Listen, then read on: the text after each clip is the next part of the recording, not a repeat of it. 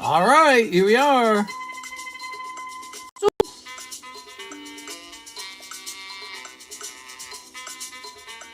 First person in the... Oh my gosh, is Alex?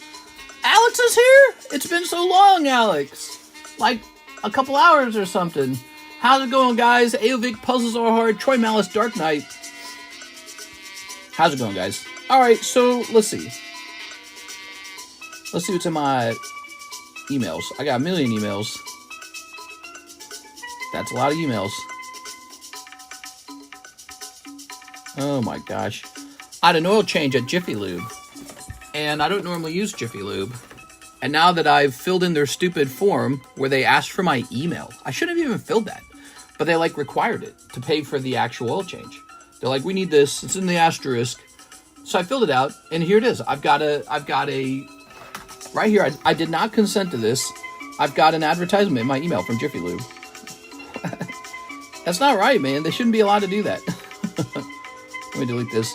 I'm going to mark this as spam. There it goes. Okay. There it goes. Okay. Crazy, dude. Try, I missed you guys. What if they lube your Jiffy? Have you opened any Final Fantasy set yet? Nope. Ours is coming in on like Tuesday or something like that. So we're going to have lots and lots and lots when it arrives. It'll be fun. Oh, I downloaded Elden Ring, Night Rain, or whatever. I didn't like it. Doesn't feel like Dark Souls anymore. It really doesn't. It's really moved away. Feels like a totally different thing. Sorry about that. All right, so let's see. We do have one pre-order from Mr. Asmer. He wants into the wanted poster break. Sweet. Friggin' Jiffy Lube? Yeah, friggin' Jiffy Lube, man. Jiffy Lube's gotta go, man. No more Jiffy Lube. Hey, mister, they're gonna lube your Jiffy. Friggin' Jiffy Lube. Have you opened any Final Fantasy? Try, I missed you guys. All right. So here they are, Pokemon Black, Pokemon White, the new sets. They're very popular. Get the monochrome Reshiram and the monochrome Zekrom. You know, I need to open these one whole box in a minute. I need to make those videos, don't I? It's time to make those videos. What if I did a whole box of Final Fantasy collector booster box in a minute? That would be pretty wild, wouldn't it? Imagine I pulled that golden Chocobo everyone's after. That'd be a pretty good video. All right, so there we go. If you guys were watching the Discord server, I have some great pictures over there. Karis and I went walking in the state park out here. Took something called the Acorn Trail. And we got a great sunset. We went at like almost 8 p.m. The sun was going down. And we got a whole basket of mushrooms again. Tons of mushrooms out there. Edible mushrooms. How crazy. You just go outside and pick a whole basket full of edible mushrooms. Like, I don't know. It's like you go to the grocery store and you buy a box of them. Or you can just go for a walk and just pick them up while you're walking. It's really weird. But so we have a whole nother bowl of mushrooms to eat. And it's pretty fun. It's an enjoyable thing to do. You know, it's like a way to spend time outdoors and wear yourself out. But we were on that trail and we got some really beautiful pictures. Apparently, I pulled up a very rare kind of chanterelle. It's like a red chanterelle. And I threw it away. I didn't take it back with us. I was kind of sad when I read that they were actually really sought after. Because it was, we found so many chanterelles, the yellow ones, the yellow-orange ones. Well, there's a red-orange type. It's like a variant. And they're more desirable. And I've seen tons of the yellow ones, but only one time did I run into the red ones. And I tossed them because I didn't want to mix them, right? Because I learned if you mix toxic with non-toxic mushrooms, you're going to get sick. So I tossed it because I wasn't sure what it was. I took the pictures home and uploaded it, and they're like, oh yeah, you found those super rare, good red chanterelles. I was like, damn it, I knew it. They looked exactly like the yellow chanterelles, a little thinner perhaps, but apparently they're more desirable, and yeah, we didn't get to bring them home. Really sad. Anyways, go to our Discord server and check those pictures out if you want to see us having a good time. That's in the state park. It's a cool thing. Let's get this taken care of. I believe that's sold. You need some mesh shroom bags or just some paper sacks. We use like an Easter basket, and it's got like, it's a wicker basket, right? So it's a wicker basket, and the spores can fall through. All right, Mr. Asmer. Welcome, guys, to the late night Pokemon card stream. Ooh, we really have been selling a lot of Pokemon cards, more than the other hobbies, I'd say. You know, there was a time period where we were selling tons of Weiss, tons of Dragon Ball, tons of Final Fantasy, the regular Final Fantasy. Tons of Yu-Gi-Oh! Lately, it's really just kind of been Pokemon, hasn't it? Pokemon is leaving all the other sets in the dust. That's what people want. They want Pokemon. All right, so, and I don't blame you guys. That's what I want, too. Actually, I spent, last night, I spent a little over $1,000 acquiring some vintage slabs so that we can have some fresh breaks up here that you've never seen before. Wanted poster. Let's see. Here it is. Very nice. So now we can tick that one up by one. Pokemon is king. You need some mushroom bags. They caught the killer. Yeah, I heard about that. They were interviewing him. Lots of news today. Still war in the Middle East. They caught the guy who did the political assassinations yesterday. There was a shooting at one of the mass protests, the No Kings protests. Yeah, lots of that kind of news. Crazy stuff, you know. It's entertaining, but it's crazy. Here's Squall. Ooh. Now, somebody bought this Squall, didn't they?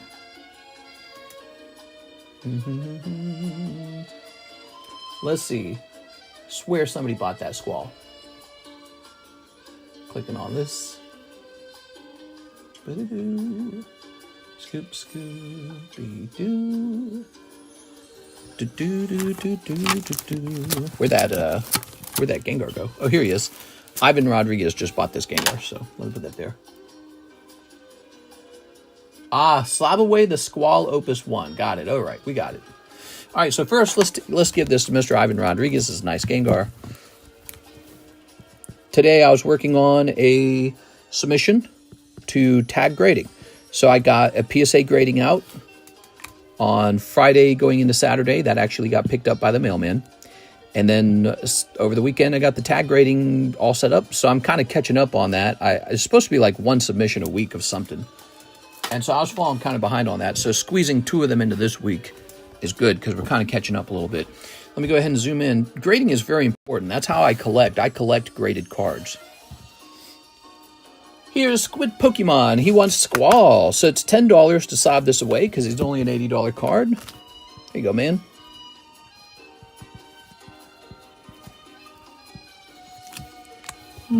Hey, Mr. Brett. Brett, did you... I think I shared a link with you.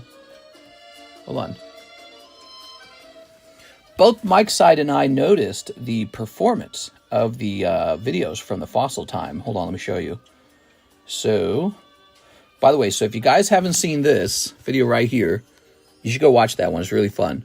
That's us on the Acorn Trail, and I show the sunset. It's not getting a lot of views, but that's because it's not Pokemon. So, I guess it's understandable, right? All right, but go check that out. If you haven't watched that, go check that out if you want to see some really nice stuff out here in Missouri. Missouri does have some nice stuff, you know, Lake of the Ozarks Hills and all that. It's a very pretty nature. All right, so I noted a spike in our data. I said, okay, what's causing the spike? And the spike is being caused by this guy right here. First edition Fossil Dragonite picking up 16,000 views. That makes it the best performing video in the last 48 hours. Pretty cool.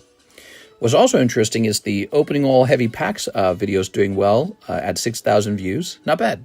Those are some pretty decent numbers, man. And, you know, it's a very special moment. It's not every day that you get, like, video footage of something as special as, like, first edition Dragonite getting open.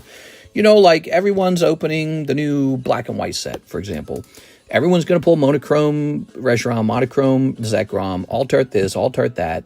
How many people are pulling first edition Dragonite? So that's really a grail card getting pulled. And I hope it grades 10. I think I looked at that one in the Gengar, and I suspect they'll grade 9. I also saw Mr. LaFlame's Lapras a little closer. I'm pretty sure that one's a 9.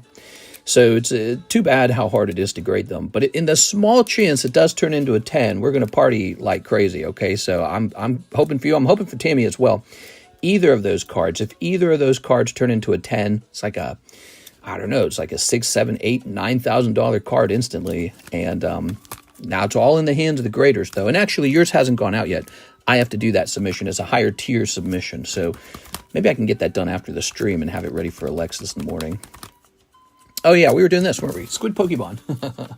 Squid Pokemon. All right, we're jumping over here. That was a really good night. I felt like that night was special. I can feel it. Every time we do a WOTC box, it's special like that. But it takes a very long time for it to go off. WOTC boxes don't go off very fast because they're very expensive to open. Squid, Pokemon, Squall, 80 bucks, 50 bucks remaining. All right, thank you very much.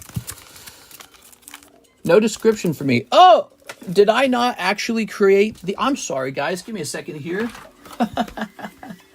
Who put me in charge of things? There we go. I should just be the guy who does the talking. Someone else should be in charge at this point, man. All right. I'm going to hire Tammy. She can be my manager. So, let's grab all this. Let's grab all these. The WOTC Fossil box was great. Yeah, I really enjoyed it. I'm tempted to start a new WOTC Era box break, but it will take all my money to do that, and it will delay our move. Okay, so this is going to say... What should it say tonight? I don't even know what to say. Pokemon Black and White. And then nice Charizard break. Live card shop. All right, there it is.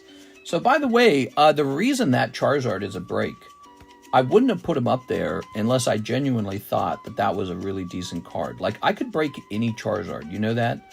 Any Charizard I want could go up there. And I intentionally chose that guy. You know, he's not moving as fast as I would have liked to have seen him move. But he went up there very specifically because that set that he comes out of, Obsidian Flames, it's old now. It's genuinely old. This is from 2023 now. And so I think what you're going to see with this Obsidian Flame Charizard these days, you're going to see him dry up off the market, and the box prices are going to rise. And one day it's going to be really hard to pull Obsidian Flame Charizard because it's too expensive. And this is going to be a Charizard you wish you had in your collection. He's actually very ornate. Check it out. Oops, hold on. Zoom in here. It's a very ornate card. And it's really a card of the times, you know. It's a Scarlet Violet kind of card. Anyways, here's a chance to get him for $40, already graded 10. So that part's done for you. One person gets it, 12 people will miss. More like 11 people will miss, right, because of the star. That's why I chose him. I seriously could have done any other Charizard, but I think this one's a good hold. And so if you can pull him off the table, if you can pull him out of this break, you should keep him. Don't sell him. I have a good feeling about that one, that he's going to go up in price. He was really disrespected when he came out. He wasn't expensive. He was too easy to pull. But, you know, as the box price climbs and it gets more expensive to open that box, I think he'll really become more desirable over time. Obsidian Flames ETBs are over $100 now. Yeah, exactly. So Troy Malice has noticed that too. The price to open Obsidian Flames is rising. And with that, a heavier desire for that Charizard will develop. And one day, when people realize they wish they had it in their collection, all of a sudden you can see demand spike and a lack of supply. So he's there on purpose, guys. He's not like just some accident. Like, I don't just close my eyes and pick a slab off the market. He's a good one. He's one where I would predict his price changes. That's why I got him for you guys. All right. Mister's my daddy. I don't know about that. Let's see. How are you tonight? It's Mr. Beans. Hello, Beans. Anything extra for first-time buyers, says D. Philly? That's an interesting question. Sometimes we have promotions when we are really, really badly wanting new buyers. But I didn't have anything prepared like that tonight. Maybe like an extra booster pack or two. How about that? I think we usually toss, if you're a brand new buyer, we usually toss in an extra pack or two. So how about that? Sometimes I save like slabs, and I call them first-time buyer slabs. But that kind of stuff comes out when I'm really looking for new guys. It is like sometimes I feel like the stream could really use some new guys. Yeah. I'm feeling like crap. I got a crazy bad sore throat. Sore.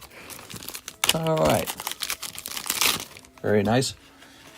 And so we're going to be eating some chanterelles again and the dark trumpets. We found more of the dark trumpets. The dark trumpets, those are insane, man. Those are so hard to find. And yet they have such a distinct fruity smell. They smell so good. They're very, I don't know how to describe them. Like the chanterelles, when you eat them, they're almost flavorless. Chanterelles, they could remind you of like portobellos or button mushrooms because they kind of like are just a flavor absorber. Whereas the dark trumpet, it's distinctly mushroomy. Like it's got a real flavor to it. Tastes like the forest.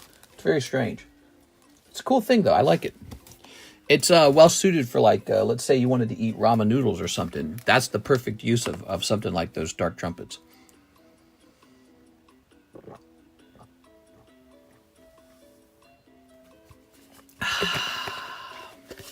I think I'm going to retire from cards for a bit. No! Not 6! I'm sorry to hear that, 6.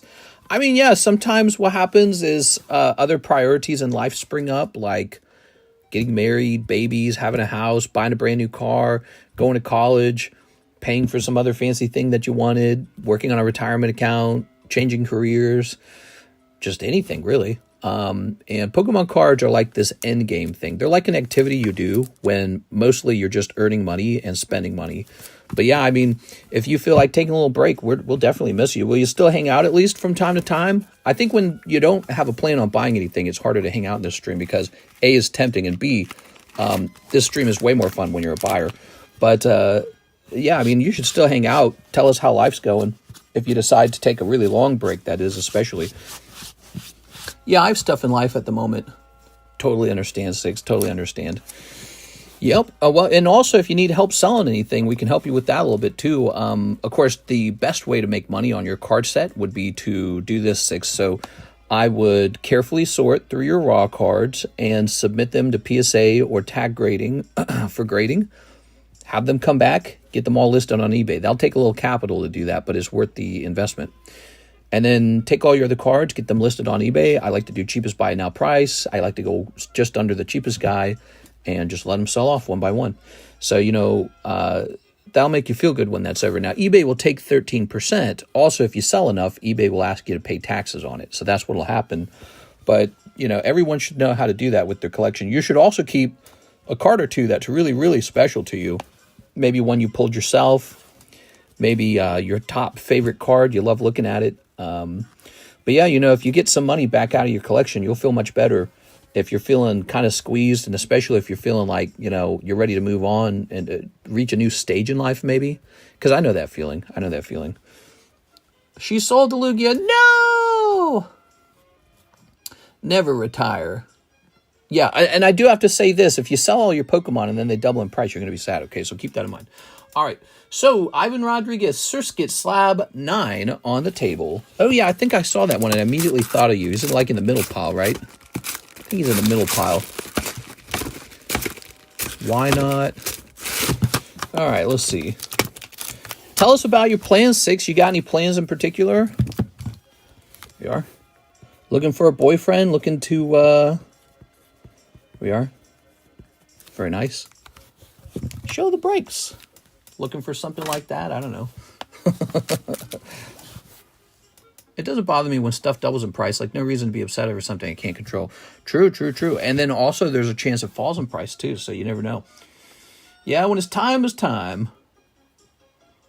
Let's see. I actually just spent a ton. I spent 1,000 yesterday, and I spent 6,000 today. No, I spent 7,500 today. So I spent a total of 8,500 in the last 2 days. So my account should be a lot smaller right now, but that's okay because those were important purchases. I needed to get product. I needed to get some grading paid for. So that grading will come back to me in 2 months, and we'll still be saving up for moving by then, and then I'll have plenty of product for the, because if I don't have fresh slabs 2 months from now, the whole gravy train slows down. Yeah, my account's so much smaller now. Jesus Christ, dude. Crazy. Crazy how that works. Time to say goodbye. What? I don't think so. Mistress, the Walter White of Pokemon. Well, you know what the reason I bought some Pokemon cards yesterday, I was really thinking things over about what's next, in the market. And by the way, this is what you subscribe for, are these thoughts. You subscribe because I have thoughts that I think are pretty decent sometimes. And I was realizing, I feel like we're reaching a point where it's not all about 10s anymore, PSA 10s.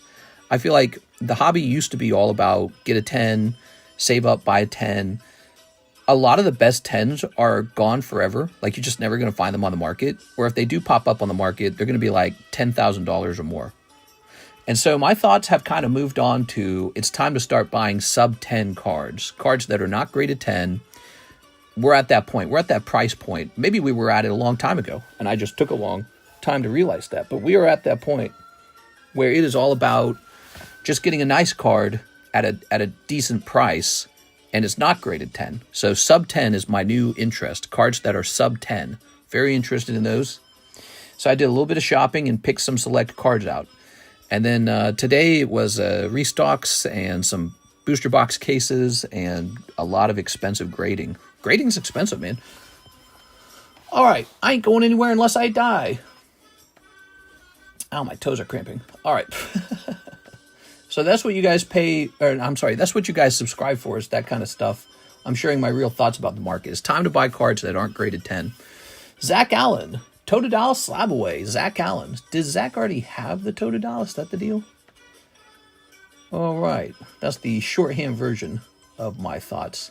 But, you know, it was after a long sort of like analysis that I reached that point. Hey, Mr. Zach. That's from October. That's an old one, Zach. You got to wrap that one up. That's an old one. I'm going to mark that you came in here, okay?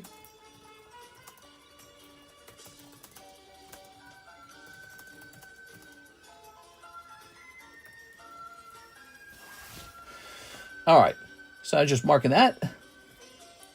That was Zach Allen 7 minutes ago. Now we have Steven Sistrunk hitting that up that Giratina. You got it, man. Steven.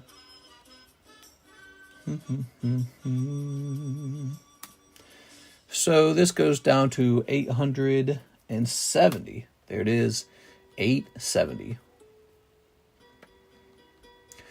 I ain't going anywhere unless I died. I'm stuck in bed, so I'm going to be bored AF. You know what you need to do, Six? You need to take a vacation down here and hang out over here for a day. I'll let you run the stream. You've been here for a long time. I bet people would find it very entertaining if you ran the stream. We are. Hey, refresh. Stuck. What are we missing, Six? You okay? Hey, guys, check this out.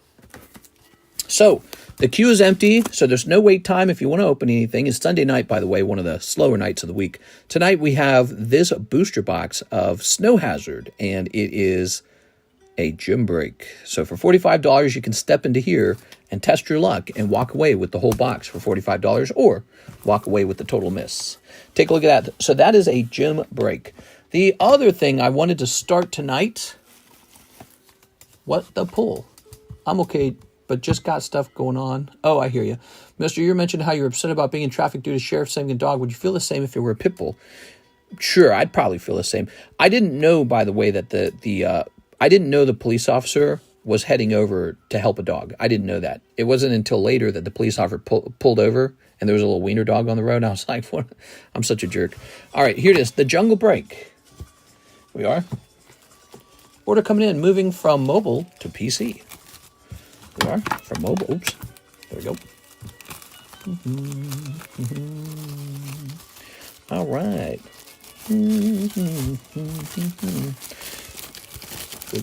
Good. So that is a pack of Japanese jungle, and it's going to be a brand new break. We used to do these a little more consistently, but we haven't done one in a while. And that is the booster pack break. It's Mr. Ring OMG. Is it for the whole pack? This is for the whole pack. Yes, one person gets the whole pack. Everyone else misses. Okay, just so you know. All right, PSA 10 Jungle Booster. Now, it's in one of those old displays. And, let's say Jungle Japanese. Which means you have the option to crack it open or to leave it sealed, okay?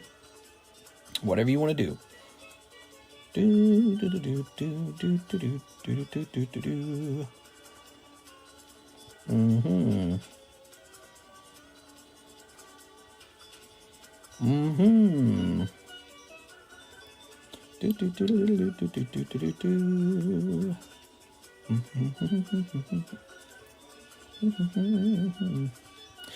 So the cheapest one I can find is this one for $600. I'm just going to match that, okay? That's what we're doing. I'm not going to go over. There's no premium. Oops. 60 divided by 4. I'm sorry, 600 divided by 40. 15 spots. It's a 15 spot break. I used the black marker. No red marker on this one. Red generally implies there's a premium, although sometimes I forget to use the black marker on non-premium breaks. I just like the red color, to be honest with you. But yeah, this is a non-premium price, and it's a pretty good pack from 1997, Jungle Pack graded 10. Pretty interesting. They used to fold the packs over in the past, and they changed the way that worked later, where they don't do that anymore. So if you do pull this, it would be funny to see you open it, by the way. So it'd be really entertaining if somebody cracked it. And or you can keep it sealed and list it on eBay one day as it goes up in price. And yes, these have steadily been going up in price over time, shockingly high numbers. So holding on to a graded booster pack is a fantastic Pokemon card investment. Not an investment, invest! You and your rat husband have another rat baby.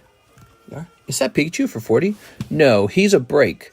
It's $40 to get into the break, and it's 1 in 29 odds to pull the Pikachu. So for $40, you have a 1 in 29 odds to pull this Pikachu card. Hope that makes sense. I should in time. Oh, by the way, I don't know if you noticed this, Mr. Brett, but I knew you might be somebody who would have an interest in it, if anyone had an interest in it. There's a new thing at the bottom of the English menu called an XY Red Blue Charizard box. Those are very exceptionally expensive because they come with only like 4 booster packs, and it's XY era Generations. And Generations is a super rare set, and the Charizard box is a super old rare box. So I don't know if I would buy it because it's too expensive, but you know, keep that in mind. If you ever feel like, if you got like party around money, if you ever want to do something like that, that's one you've never tried. But it's a pricey one. That one's very pricey. So be careful. And let me go ahead and grab this. I can show you what it looks like if you want to, okay? Here's a Rapidash. Look at that Rapidash. 210, that's got to be checked. Lantern 9. Hey, that guy's only 15 bucks. The Lantern 9, that might be one Ivan Rodriguez would like. Here's a Magikarp. So Rapidash is a reverse holo expedition card, and I'm willing to bet that the price on it in even 1 month might have already gone up. So let's just double check it. That's how fast these prices move. Expeditiously. Expedition. Reverse.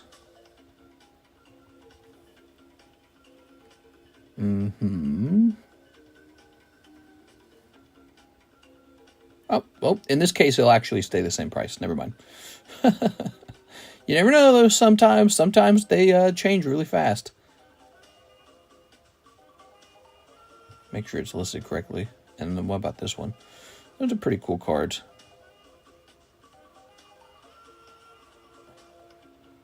Those for 2 of them? Oh. Some cards are surprisingly cheap, man. All right, so I'm home for 1 day, then I'm out again for a week. What? You can't do that to us, Tammy. Tammy, we're worked hard to hang out with you. You can't just leave us like that. Here's Electabuzz 10. Yeah, people are taking vacations for the summertime. Here's Snorlax. Here's, let's see. Here's a running RGM for 100. And an Oshawott 10 for 75. And a Dragonite. That's a Tammy card.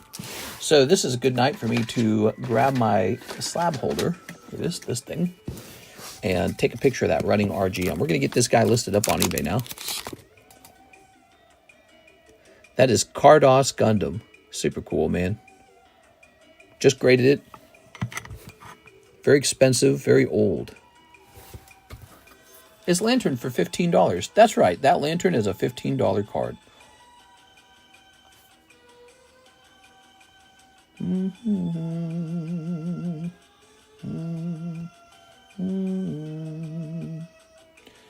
Let's jump over here.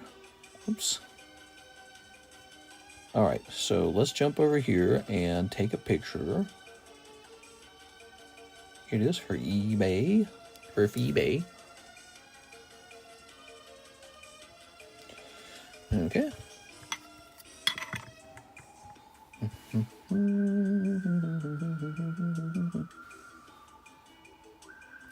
Oops. Should have pictured these together.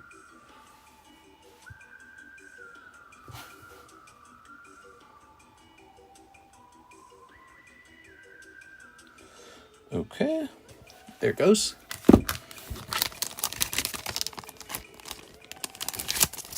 Now, Now, if you guys will give me a moment, I'm going to take this whole box out and toss it over here. eBay cards go over here.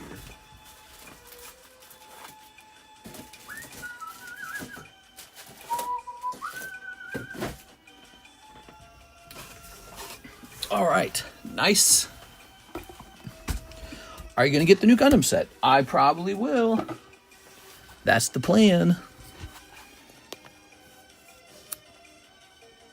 Oh, man, I love. All right, grab this. Good.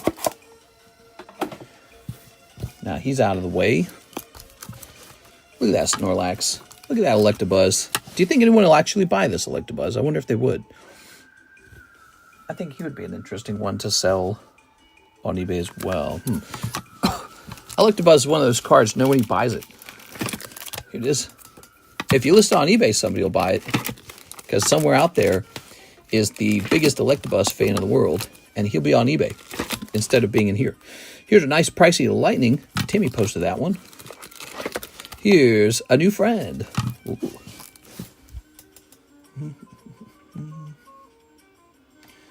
Let's see. Well, slow night, guys. Slow Sunday night. So far, there's no orders. Slow Sunday night. Well, let's talk a little bit about the breaks, shall we? Let's show off the breaks. So we've got the PSA 10 Monkey D. Luffy OP11 Manga Break, 1 in 18. Pre-sale break for the Final Fantasy Magic the Gathering boosters, collector booster box boosters. You get 3 boosters, $40, 1 in 7 odds, okay?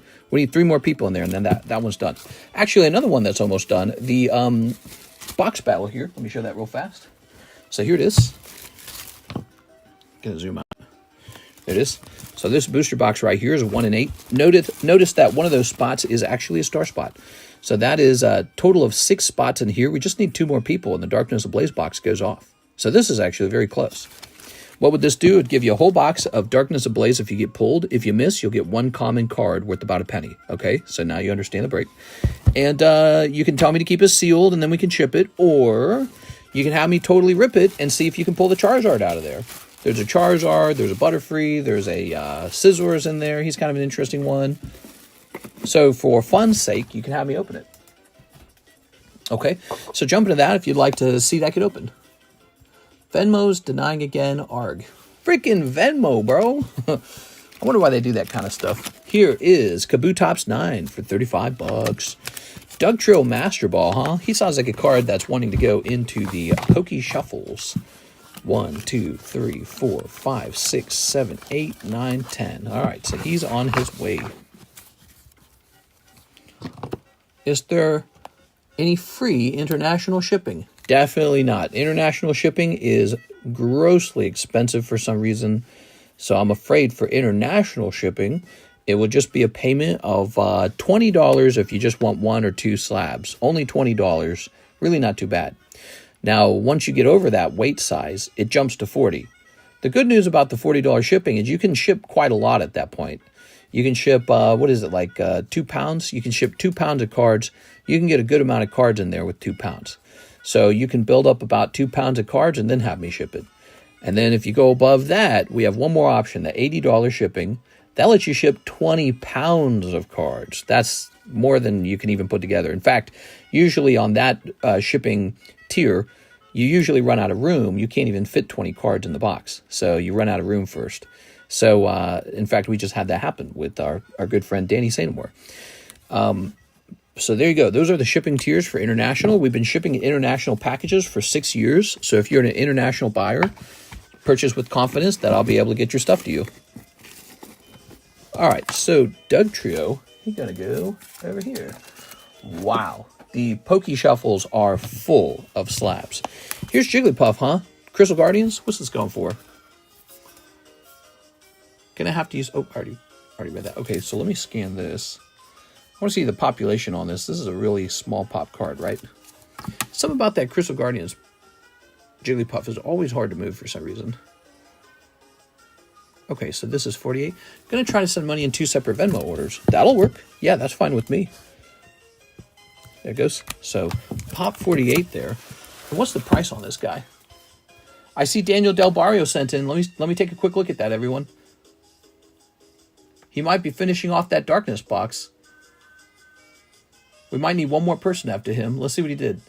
He said, Spot in the Darkness, sealed. Okay, so we just need one more person for that Darkness Ablaze, guys, and then it's over. One more person and Darkness Ablaze goes off. Move that all over here. D, D, B. Show the breaks. I want to spend some money. Yes, sir. Let me show you those breaks. So, box battle, one spot away, everybody. We've got the Bandai Starters PSA 2 break. Really special card. Not cheap. This card's never cheap. Even the raw version of this card can be really expensive to acquire. And even if he's in poor condition, he's expensive. The Mega Break, which is moved actually a little bit. Let's see. Mega Sublist. Yeah, Garrett got on, Bill got on, and you got on. And now there's 4 left, and that next round of the Mega Break goes off. Mega Break never receives help. It just takes years for it to finish. So it never receives star spots. The Charizard, I was just rizzing it up. I think it's a great card. Here is our unusual Quest sticker break, the EV Quest sticker, Carddass Quest sticker. Here is Gray Ninja. He's now the gold star. I'm sorry, he's the star card recipient. That means that when the Darkness Ablaze box finishes, this guy ticks up to 7. That's how that works. So I recommend jumping in here because you know it's going to end pretty soon. Okay. And then over here, we've got the Umbreon from Mr. Team Rocket Grunt, reverse holo. Hey, of course, we have our Pikachu too, right? So Pikachu, the wanted poster just ticked up to 4 out of 8. So multiple options for whatever it is you want to break. There are. Lovely. What box battle? There's one spot left. $40, Darkness Ablaze. One person gets the whole box, okay? See, 1 and 8. That means one person gets the whole box, 7 people miss. Pretty good. You know, this set wasn't popularly known for having like any alt arts to pull out of the box. However, it's really old now. It's from, you ready for this? It's from 2020. You're looking at officially a 5-year-old box. So you could have me ship this off to you sealed. There's an additional $5 shipping fee. You can have me ship it to you sealed and then just put it in your closet and have a 5-year-old box from the Sword and Shield era. It's a cool thing, you know? Very cool. It's like a vintage box almost. Not quite yet, though. All right. For me, 10 years is pretty much vintage. 10 years, you know, if you're a 10-year-old kid, 10 years later, you're 20. So that is old enough. So 10 years is enough. For me, that's my definition. Everyone's got different definitions for these things. All right, what do we have here? What is this stack right here? What is this doing? Cleffa 10. Ionis Wattrel for $25. That's pretty cheap. Here's Stexkowski Staryu. Oh, the Gengar Prisms. Lunatone 9 for $65 and Ivysaur 9 for $35. Some pretty good prices on those, you know. All right, Mr. Brett does have an order. He says, hello, Mr. Brett Love here. 4 live, 1 Ancient Origins box break spot, 1 XY red-blue Charizard box. So now we're waiting to see if a second round comes in. Is that right? So what I'll do for you for the moment, Brett, while you're playing around with Venmo, I'll set this down. Because I think you mentioned wanting to send 2 rounds in. Because of the trickiness of the app not wanting you to send in a lot at a time. So there it is. I heard someone say mid-era. I think mid-era just explains where it's from. The term vintage kind of just... The vintage term just sort of suggests something's old. All right. Let's see. What are the rules for something to be considered vintage? There's no legal definition, I'm pretty sure. The word vintage has different meanings. Here are the general rules. Vintage usually means something around 20 years old, but not old enough to be considered antique, which is around 100 years old. Oh, can we call the bubblegum cards antiques? Must reflect styles and materials of an older era. With vintage cars, it refers to the 1919 to 1930. Furniture, toys, wine. If you're dealing with collectibles or cards and want to know if something qualifies as vintage, feel free to tell me. Still owe you another... Go go ahead and plug this in. Yeah, I think people are having trouble trying to describe like older card sets that are not as old as the WOTC era, but, you know, still a lot older than Scarlet Violet, because it implies there's a large value there in it being not so young. Here it is. So yeah, it's maybe like almost vintage or halfway vintage, or you know what I mean? Vintage is, I guess there's no like, again, I don't think there's a legal definition for it. Here it is. We got Rillaboom. Here's Kadabra. I called my friends and said, Happy Fathers, even though my father's passed. I prefer to embrace and empower myself and others. Oh, that's nice, man. That's a nice thing. Yeah, today was Father's Day, wasn't it? Karis called her dad and said hi, so that was nice. But it's a nice day, huh? Dads don't get enough recognition. Here's a real bit. You know, actually, let me say something. I hate it when people talk that way about dads, actually, when we sort of do the empathy for dads. I don't know why. My definition of a dad is more like a ball buster kind of guy. So I I don't like it when men receive too much empathy and too much sympathy. There's something about it that irks me. Like, I don't want to see people crying. Mr. Hawk Kamek is in for the 2020 box break. You got it, man. Hey, Mr. Hawk, how's it going? Okay, good. This is going off. Retro, mister. Okay, retro booster box. I don't know. It doesn't have the same ring to it. I don't know. Yeah, I don't know. Yeah, like if 20 years is the rule, then that means that Pokemon Platinum isn't vintage. What? That's really old. Pokemon Platinum is really old. It was a long time ago. That should definitely count as vintage. But, you know, you have a rule like 20 years and it's just like, all right, well, then you're just not vintage. So, and then you have card sets that were released yesterday. So, yeah, I don't know. It's weird. 1, 2, 3, 4, 5, 6, 7, 8. If there's like a community definition of how many years, I'll accept it. So whatever people want to call it, I'll agree to that. I don't set the terms. Whatever people want to call it. 1, 2, 3, 4, 5, 6, 7, 8. That's why we come up with words like mid-era, because people are trying to figure out what to call it. They're like, I don't know. Okay, here we are. Sort of vintage. Almost vintage. On its way to being vintage. 1. Retro. I don't think retro will work. 1, 2, 3, 4, 5, 6, 7, 8. I'm here. I'm good. About to start working again. The 20th till the 11th. Whew. All right. Sad that the weekend's over already, huh? 1, 2, 3, 4, 5, 6, 7, 8. Good. Okay. Ooh, this also means we start a new box break. What do you guys want the next box break to be?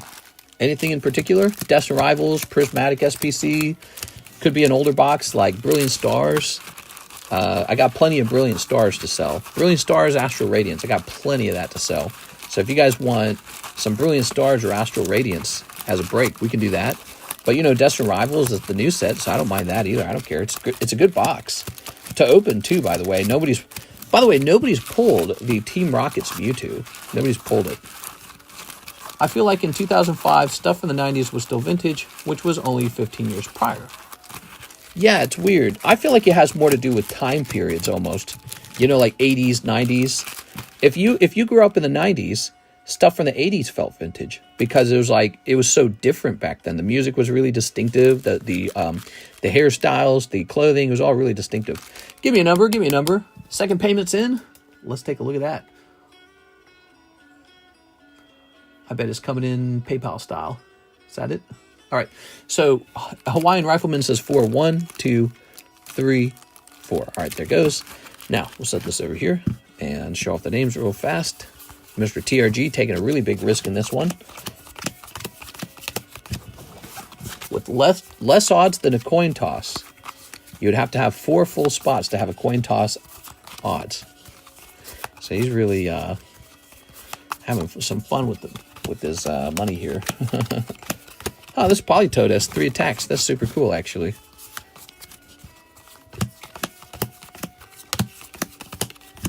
Okay. Vintage would be unprintable. My dad was a hard ass for a long time. Give me a number. Well, you know, you hear people talking on YouTube about how we don't give men enough. We don't appreciate them enough. We don't like give men enough like this, enough of that. 6. You got to decide both of them. 1, 2, 3, 4, 5, 6. And it's like, all right. At the moment that a man starts getting too much sort of like pampering, it starts to feel a little bit less manly. So you could cry one time at your deathbed. So when your dad dies, you're allowed to cry one time. So that kind of stuff, you know. Andrew Martin, and there it is. Wow, on 1, Andrew Martin pulling it. He wants the box sealed. That goes to Andrew Martin. Is he here today? Is Andrew here? I don't even think Andrew's. Oh, he is. He's right there. Andy Man, you just pulled the box. Congratulations. Who gets the star card, though? Here's TRG. Hold. TRG. Hold. Oh, you were close to pulling that box, TRG. DDB. That is the star card going to DDB. Sorry, Mr. Team Rocket Grunt. It's kind of a rough one. Here's Jack. Here, it happens to everyone. Here's Alicia. And here is, oops. I don't suppose the last 2 spots matter that much. They're both going to be commons, aren't they? Hawk and TRG. So there it is. All the spots are accounted for. I say was because he's an old man now. That's right. Men should be allowed to cry because we have an image to portray not everyone is capable of. There we go. All right, put this over here. Very nice. And now let me grab these. We got 1, 2, 3, F4, F5, 6, 7, and 8. Yo, did you call your dad? I did not call my dad. I feel like I have better reasons than most, though. My dad was not a very good person in the end, so so it's easier for me not to. There we go. All right. That was Daniel Del Barrio. Put this here. And he's getting moved into, the Greninja. Haha. All right, Greninja time. All right, Greninja's moving, guys. That break is going to end. Can you believe it? The Greninja break's going to end. There we are. But, yeah. Makes having a relationship kind of impossible, I'd say. Here it is. Any kind of normal relationship, I suppose. Look at that. 7 out of 11. Woohoo. Tossing this. And tossing this. Wait a second. Who pulled this? Oh, right. Andrew Martin. So, he said keep it sealed, too. I remember now. All right. I'm going to write a new card up for it because I threw away the other one too quickly. Andrew A. Martin. Very nice. Grabbing this. And we'll grab this as well. Yeah, some of you guys have the luxury of having very good dads. There it is. Some people do not have that luxury. We'll put this here. What do you guys think? Who here thinks they got a very good dad? And does anyone here think they've got kind of a bad one? Ooh. Let me go put this away.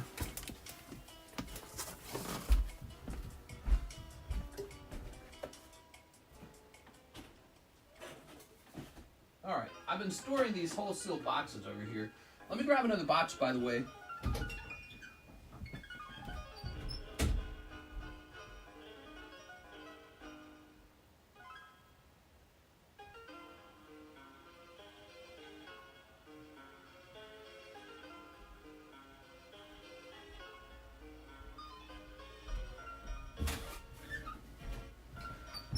All right, so that was the older box, and that was fun.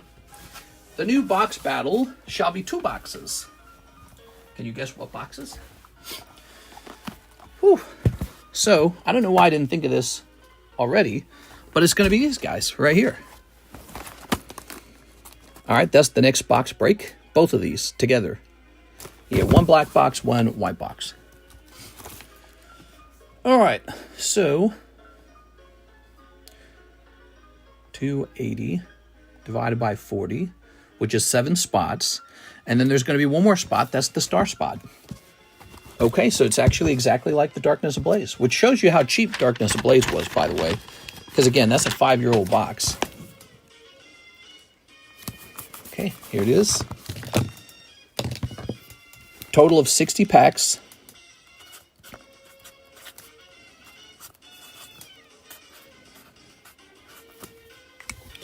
Jump in here for $40 for a chance for a whole box of black and white. 2 boxes.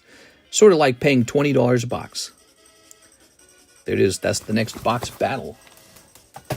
Pretty neat. Do you think you'll ever talk to him again? I mean, on a rare occasion, I've received an email or two from him.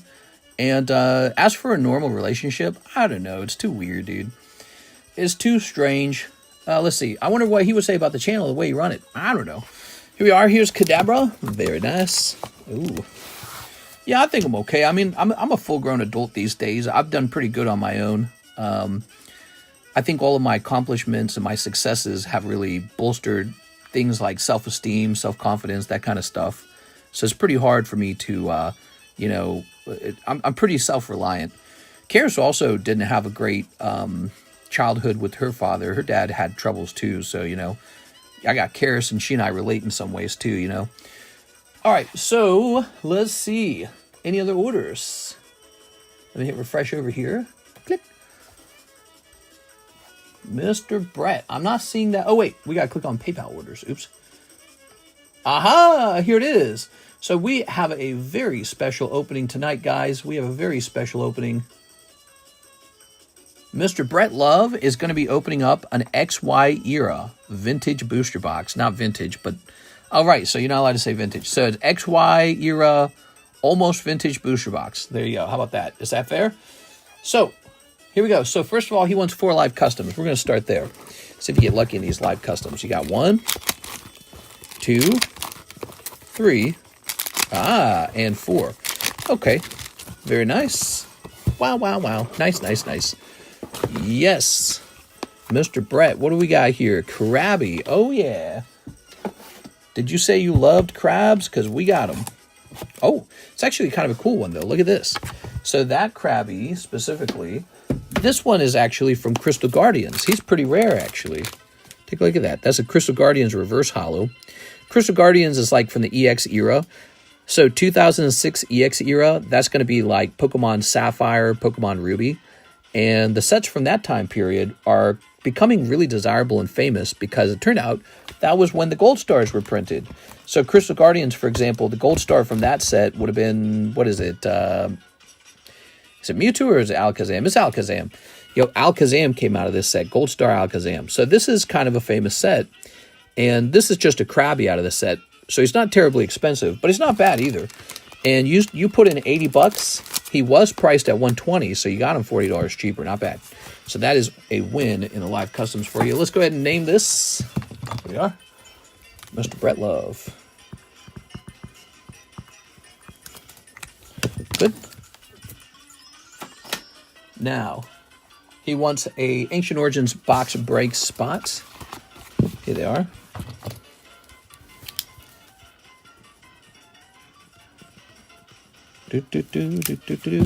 That's up to 9 out of 36. It's a $140 spot these days, guys. Jump in there in case it goes up any higher in price, because it is kind of doing that right now. He also says 1XY red-blue Charizard box. Oh, yeah. So that's sold out now. I only had one of them. I'm going to go mark this as sold. So we're updating that. Now, I'm going to go ahead and grab some of these off the table. And make some more room. Okay, that looked good. So let me go grab it. It's a really impressive thing.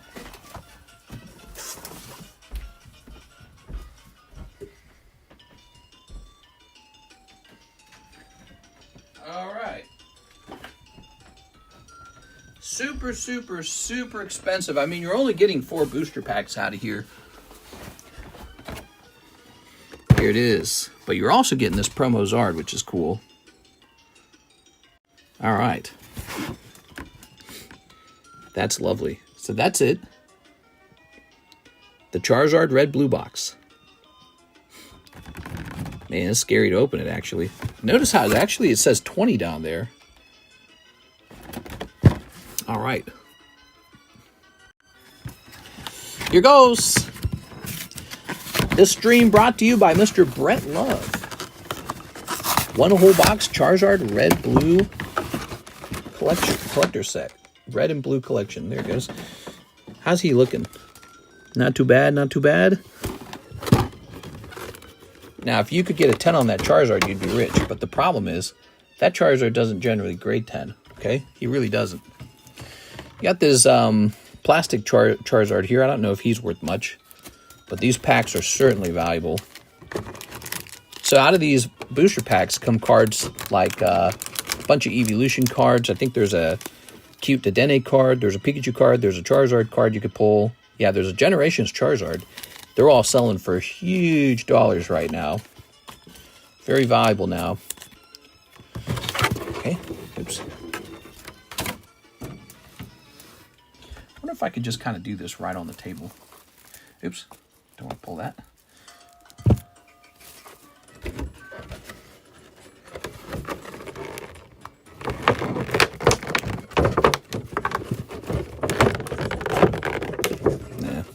I don't want to break it. So let me grab my scissors. Scooby-Doo. Oh, Scooby-Doo.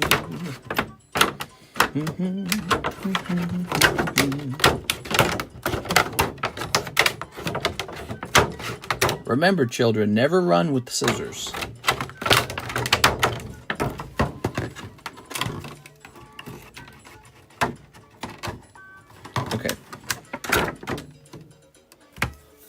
Always best to take your time and treat this like a surgical process. You don't want to rush this too much. Especially with the card this valuable. That Charizard right there, that is a very valuable Charizard.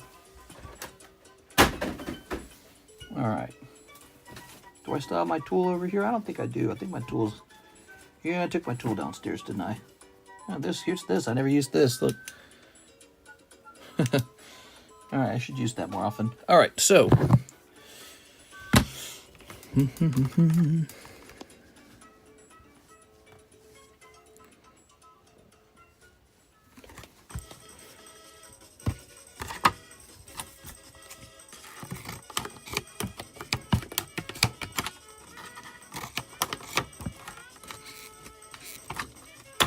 Ow. Kind of cut my finger there. Or crushed my finger, I should say. Okay. Ready? Man, that requires some strength, man.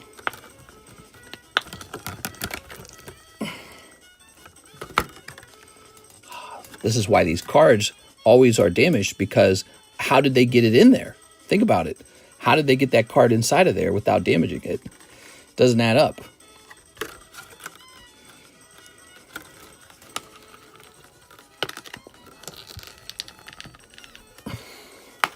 I have a tool that helps me with this. Let me go get the tool, guys. I'll be back. It's 8 now. No. That doesn't hurt it. What I just did, it didn't hurt it.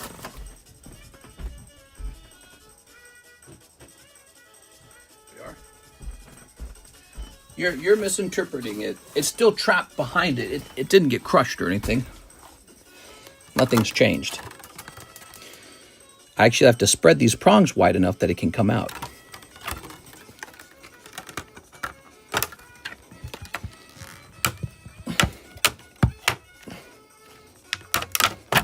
Man, it's really in there, man.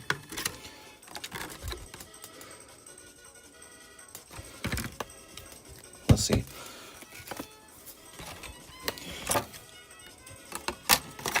So my thoughts are, let's get even closer to it.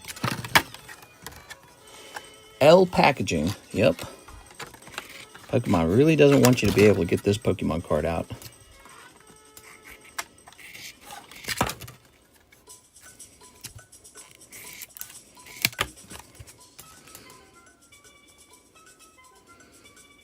Okay.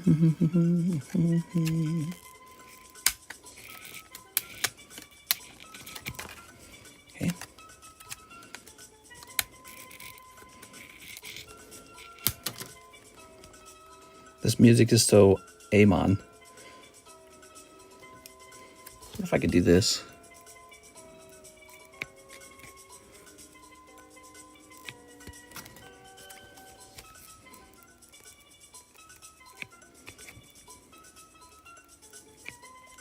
Okay. Cut all the corners.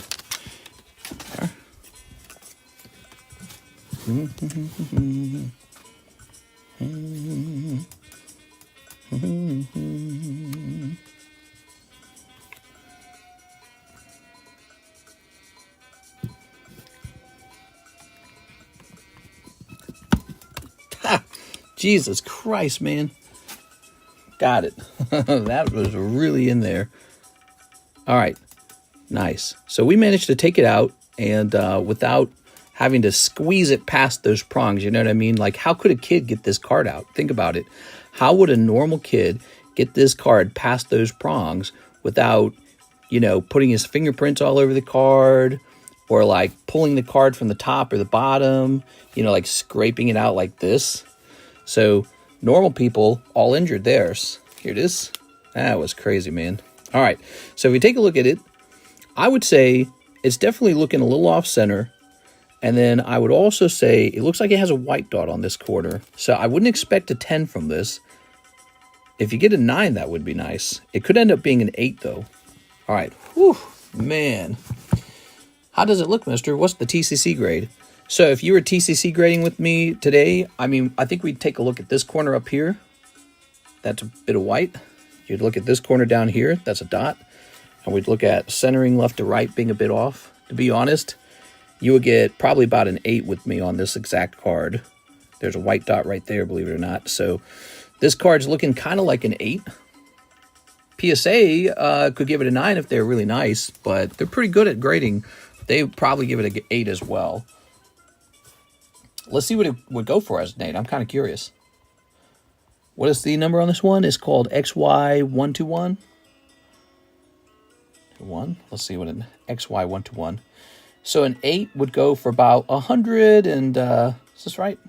Oh, that's from UAE. So in the United States, the cheapest one appears to be about 150. 150. That's kind of too bad. You know, if it could pull a 9, it'd probably be worth quite a bit more. All right. If it was a 10, that card by itself would be like over 1,000, I think, because it never grades 10. And you can see why. You can see how hard it is to even remove it. All right, what a great card.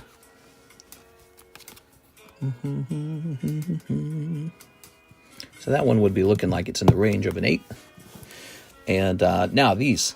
So let's say you can get back about $100 of value from there. Could you really get 700 from here? I think you could. Just depends on what you pull, and if that also can grade 10. There's some spectacular pulls in the Generations booster packs. Again, this is Mr. Brett Love. Definitely going to send this off as a clip to Mr. Mike's side because I feel like this is a very interesting thing to watch. It is. Certainly as expensive as any vintage booster pack at this point. Ready? All right. So instead of opening these 4 packs, you could open one vintage pack, right? And there you go. So we're hoping for some big pulls out of here. Good luck. Magmar, looking kind of crazy. Now, when it comes to this point in the hobby, this age on the booster packs and this cost on the booster packs, what I would be doing, Mr. Brett, I'd be looking at every single card to grade. Not just the holos, not just the full arts, but even these commons. If they're good, grade them. Energy card. Doduo. Clefable. Ooh, Slurpuff. Is there a third pull in here? Okay, just 2. So Slurpuff, huh? Having some pancakes. And here is the Clefable. Now here's Pinsir. Chikorita's pretty good right now. So the reason why you would grade something like Chikorita, it's got this cute artwork where Pikachu's chasing it, but also Chikorita's in the new game. Legend C8, Chikorita is one of the starters. So there will definitely be some more attention given to Chikorita as a result. Let's put this Let's put this pincer in the front after that. Okay, pincer. Blade Slurpuff for sure. Do you have a PSA 10 of that Charizard for sale? That guy? No, I don't even own one of those. I wish I did. Last time I checked, I think he was like $3,000 as a 10. Okay, we got Magmar, Paris. That's like the guys I run into when I'm mushroom hunting. It was raining while we were mushroom hunting. It was really nice. It was an exquisite experience. Okay. Whoa! This guy's looking buff as hell, bro. This guy thinks he's a Chad. Ah! Woo! All right. Look at that Sylveon, man. That's fantastic. Wow. So that's what you need. You need something like this to pop out. Because if this can grade 10, that'll pay for the whole thing. All right. Because you're looking to get your value back as much as you can. So here's your Sylveon. What a great card, man. Sylveon with the little Eevee nipping after it. So cute. Okay. Yeah, I guess opening packs is kind of similar to like doing a slot machine. Because it's all about luck. Not only is it about, did I get good ones out of the packs, but what condition were they in? If they were in really good condition, you're all set. If they were in kind of stinky poopy condition, you know, you're still working from behind to try and get your value back out of it. Like the Machoke, I can see he's thin there, fat there. So he's not good. Here's Pettis. Ooh. Enchantress. Okay, pincer again. Esper, Clement, and Clefable. 2 packs left. Another big pull could come out of here. Not just the Sylveon. Here goes. So now we've got Psychic Energy at the very front. Krabby. Geodude. Meowth. Okay. And Pokemon Center Lady. And Flareon. Wow. Picking up those evolutions, man. That's exactly what you needed. Flareon and Sylveon now. Great. Look at that. So cute. Okay. There's a lot of people who like the evolutions. That is why this set is so fun to open, because it's got a lot of them. Okay. Pokemon Center Lady. Not going to grade 10. You can see it from here. It's a little pity. And it's a trainer anyways, but there's Jinx looking real sassy. That's how it works in real life. Look, the Chad's back there flexing and the Stacy's winking. There it is. Chads and Stacy's. All right. Very nice. How much was this box? It was super expensive. It was like $835, I think. It was pricey. And ready? Oh, that's a great card to try and grade. The Pikachu. Okay. He's just a common, but I'd grade him anyways. Magmar. Oh, you got a rare. What's it going to be? Oh, okay, Pincer rare. It's not too bad. Doesn't look gradable anyways. All of those have been off center. Okay, and Wally. It's not a bad trainer, actually. That looks really pretty. I could definitely see that selling if that graded 10. Oh, it's Aptos. Woo! What is this, man? What a box. Oh, man. That Zapdos is insane. Look at that, everybody.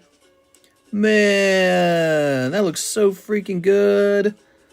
How much does this go for? I don't even recognize this. Generations Zapdos. I think I had a Generations Articuno once, but I sold him a long time ago.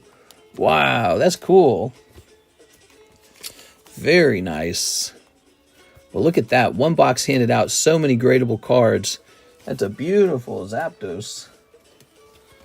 You thought it was over just because he showed off 2 holos. That's right. In the Radiant collection, sometimes there's a full art after the second holo. That's why I was being slow about it. It's Pikachu. Not bad. Pikachu. All right, and here's Wally. And here's Pincer.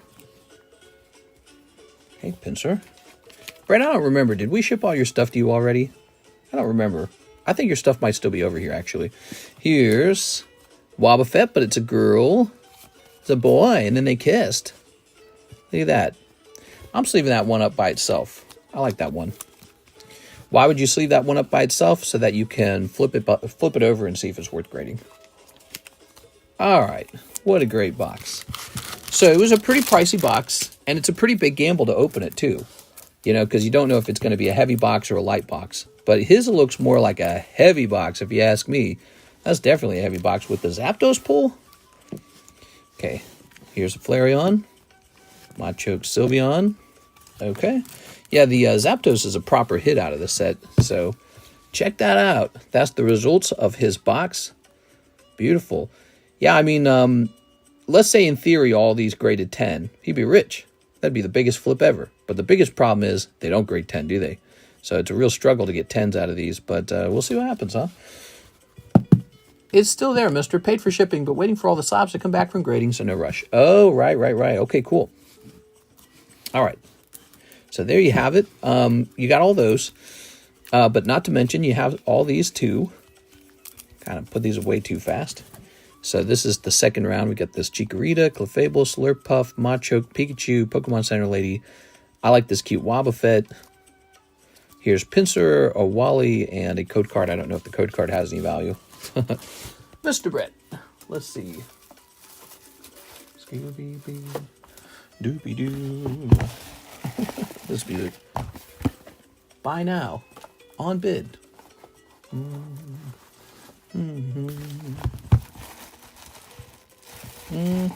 Let's see where we put you.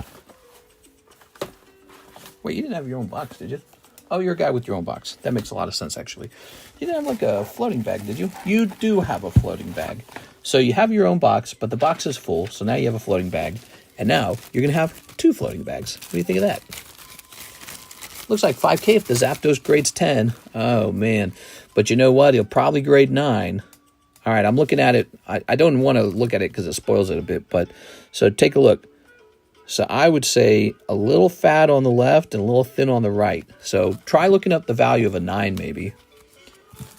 My stack of send to PSA is getting out of control. Yeah, me too, for sure. I mean, think of me for a second. I got so much stuff just laying around that I could just send off to PSA all the time. I actually have a shelf, and this whole shelf is full of like Carddass cards that are just waiting to grade. They're like a gold reserve. They're like raw gold bullion. And I'm preparing to send them off to the mint to be minted. It's like that. It's just sitting there on my shelf, getting older. Here it is. All right. Well, that was fantastic. And now I'll go ahead and clip that for Mike's side. Grabbing this. Mm-hmm.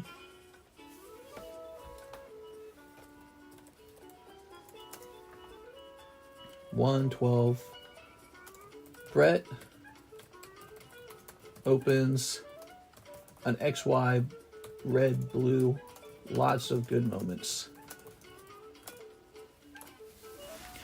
All right. Get your cheeks ready. All right. What do we got next?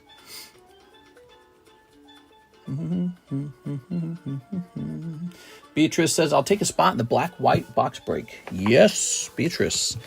The black-white box break. Beatrice is referring to this, everybody. You get both boxes, $40 buy-in, okay? Okay. First one in. Good. It's a nice, clean box break. Just a fun thing to open. Both boxes. That's a lot of ARs. Probably walk away with like 8 ARs and 2 SRs. SIR if you're lucky. Make a TTC steps for submission. I bet it get all the views. TTT. Thanks, Mr. Null. That was fun. Good luck to all. Have a nice night, Mr. Brett. I know you got probably some work to go to. This is pretty late, isn't it? Appreciate you stopping in, man. You basically made the stream special tonight. Yeah, that was really cool, guys. What'd you guys think of that? XY Euro box. Super expensive. Pulled some really amazing pulls out of there. Look at that. Ooh.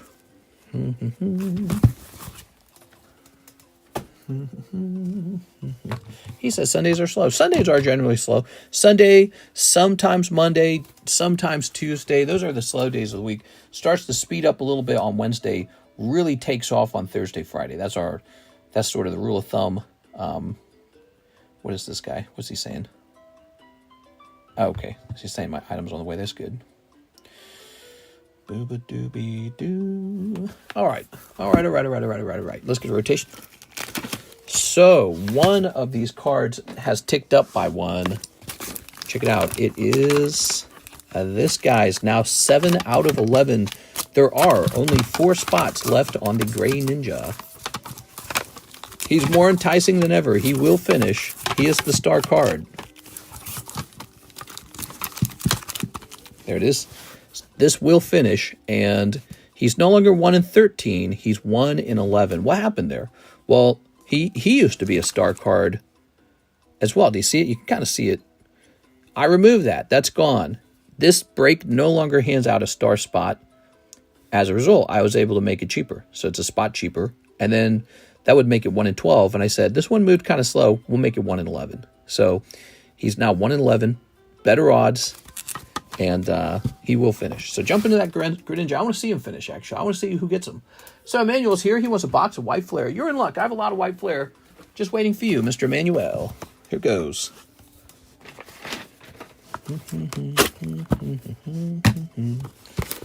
Is the print quality the same as XY era? For what? Seeing the stack loom over my shoulders like watching a school bully being ready to steal my lunch money. Grading cards is a lot of fun until you get bad grades and all your capital is trapped in graded cards that you can't liquidate. So it's kind of it's a risky thing, isn't it? It's a risky thing. You know, like the market slows down sometimes, right? There was a big market downturn for Pokemon cards when Scarlet Violet era launched. Everyone was just like, I'm out of here. I'm done with this. And yeah, Pokemon slowed down like crazy. And so if you're sitting on a ton of slabs and nobody's buying, you're just kind of like, oh my God, all my money's trapped. This, snipping this. Start getting these slabs back. Nobody wants them. All right. Good. All right, all right, all right. Boom. Right off the bat, Keldeo Alt Art. Beautiful. Mr. Emmanuel. Look at that, guys. Nice. Okay, that was pretty easy, huh? They're really doing their best to make us love these Pokemon because I have never really liked Keldeo. I've always been like, it's the My Little Pony Pokemon. Oh, Ducklet. Ducklet, which to me is just sort of like worse Psyduck. So weird, you know? Psyduck was classy. Here's Gothorita. Okay, very strange. Ferrothorn, he's okay. Ferrothorn's genuinely okay. Although we already had Fortress. Here's this guy. Okay. Reshiram. Double hitbox? Hell yeah, dude. Look at that. Double hitbox for Emmanuel. He picks up the sock puppet. And here's Embor. So today I watched a trailer for King of the Hill. One where that actually had scenes in it. You know, like actual scenes from the new show. Guess it's going to be on like Hulu or something, right? And I don't know. It felt kind of off. Definitely felt off. I don't know if it was the animation style. I don't know if it's the quality of the story writing. But I got to see some of the like one-liners and stuff like that from the new show. Did you guys see that trailer? King of the Hill. Here it is. And I don't know. It got me a little worried about it. I thought they did extremely well with Beavis and Butthead. So Beavis and Butthead remake was awesome. But the King of the Hill remake, not remake, but King of the Hill new episode, new season, it's got me a little nervous. They're missing so many of the original voice actors. Lance, what's up, Lance? Yeah, I saw that too. Not a fan of that show. King of the Hill. King of the Hill was a show where when you were a kid, you like hated it. You're like, ew. But after you got older, you rewatched it and you're like, all right, some of the jokes do land. These are jokes for grown-ups. You know, it's not really jokes for kids at all. But I think the risk to watching King of the Hill is somewhat unrelatable unless you're like a certain demographic almost, you know, like adult dads, maybe suburbia dads, living in Texas almost, you know what I mean? Conservative, there you go, conservative dads. So it definitely fits a really specific demographic, The humor is very subtle. You know, it tends to be subtle, not always, but it tends to be very subtle. And it's almost like something you don't laugh out loud to. It's sort of like you dwell on it kind of humor. You know, it sticks with you weirdly. It goes, gosh dang it, Bobby, you ain't right. Something like that, right? So I enjoyed it. I rewatched all of King of the Hill 2 years ago, was it? Or was it 3 years ago? We watched the entire series from beginning to end. And I didn't expect myself to like it at all. But we watched it because I'd always known about it, but I'd never watched it. It's just, yeah, every time it came on the TV, we'd shut the TV off because none of us kids wanted to watch it. We're like, boring. Next.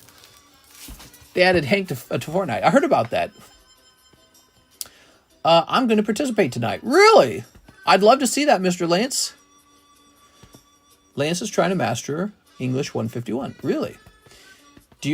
How do you look at the centering on the back of a Japanese card? Yes, you have to look at that. It is a thing. It's a trickier style of determining the centering because it's actually a blur.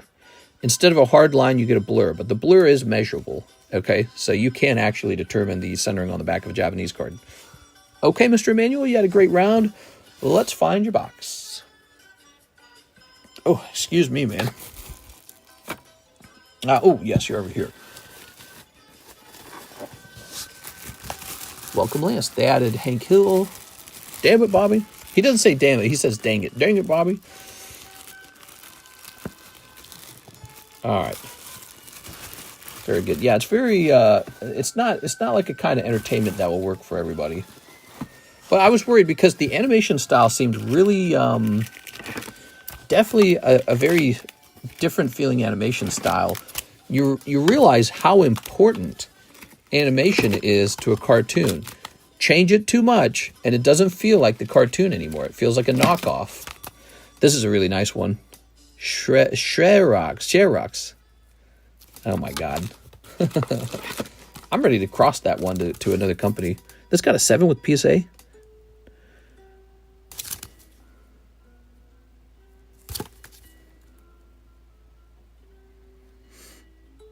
Man, that is as tough as possible grading. I mean, I could try to cross grade it into an 8 at like tag or something, but what if they don't give it an 8? And also, what if it does go for an 8, but it's like all the money was spent just crossing it? And actually, tag won't do German cards yet. Bob's Burger, King of the Hill, and Cleveland from Family Guy are going to be in Fortnite. Oh yeah, I've already seen that. I've seen that already. That was showed up on my feed. Oscar Resendez is here. Double box break. And a box of Gem 2. Oh, the Gem 2 might be going up in price. Not right now, but very soon. I was just talking to a supplier, actually my only supplier in China, and he was talking about how he cannot get the product anymore. He has direct access to distribution, and the distributors announced that they don't want to sell it because they think it's selling for too cheap. Isn't that interesting? So he says distribution works really different in China. He was explaining that distributors usually in the United States and Japan are sort of given like a price they have to sell at, and then the distributor just gets rid of it all. He says in China, the distributors set the price. He says they can decide how cheap or how expensive it is. And he says they think it's too cheap and they won't sell it anymore. Only smaller amounts of it at higher prices. Really interesting. Here it is. So, Mr. Oscar, let's get you into that box break. As a result, I went to him to get a restock, and the price had jumped substantially. And he's like, yeah, I don't even have a lot of it anymore. Here it is. Gem 2. Okay. If I can just pull one of these. Would it be a good idea to pick up the AR from that set then? I couldn't tell you that. That's something I don't know. I'm not doing it myself. I mean, this set's not the most important set in the hobby to me, just to be frank. It really is just a Chinese set. It feels kind of like a McDonald's set, doesn't it? You know how McDonald's cards feel, right? McDonald's, bunch of hollows, maybe like 1 or 2 hollows people really want. Well, that's kind of how this set feels. It kind of feels like there's a million hollows in it, and then there's a couple ARs that people actually want. So, but I'll be grading a bunch of those holographic cards with PSA. Especially if PSA reduces their grading price, which I don't think they will. I don't know. I'm getting 5 of them seismotodes in a 10. True, but then the English version comes out. You sure you don't want to wait for English seismotode? Here it is. All right, here goes. Oscar. It's all about the ARs. Snip of this.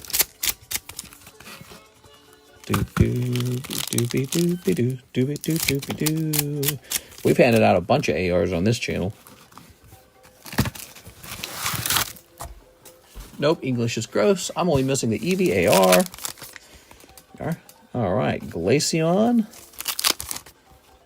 Umbreon, Sleeveon.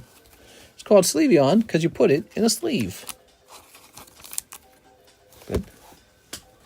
Mosquitoes under my desk or something, do I? Swear to God, there's mosquitoes. I have a big bug bite on the back of my arm, by the way. How sad is that? Okay, here's this guy. Here's this guy. Aha. Lovely. Ooh.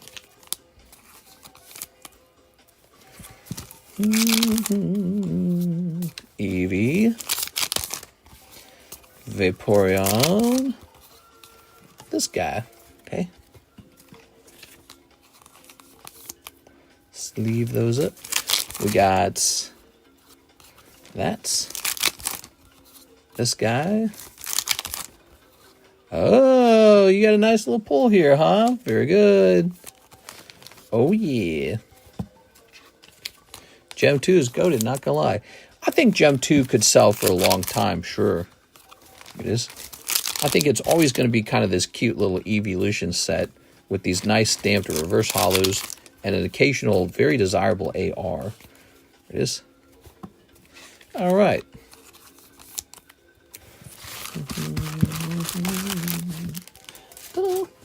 Now, Mr. Oscar, let's grab your bag. So heavy. Aha. Oh, iPad running out of battery super fast there. My iPad runs out of battery like instantly these days. Like if it's unplugged, it only lasts for like, I don't know, like an hour. Then it's out of battery.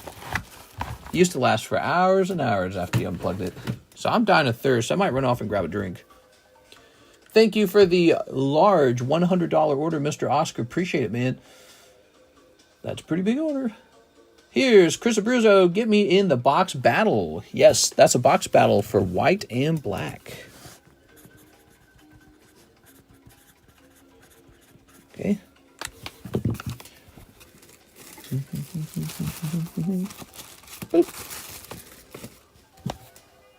We have an order.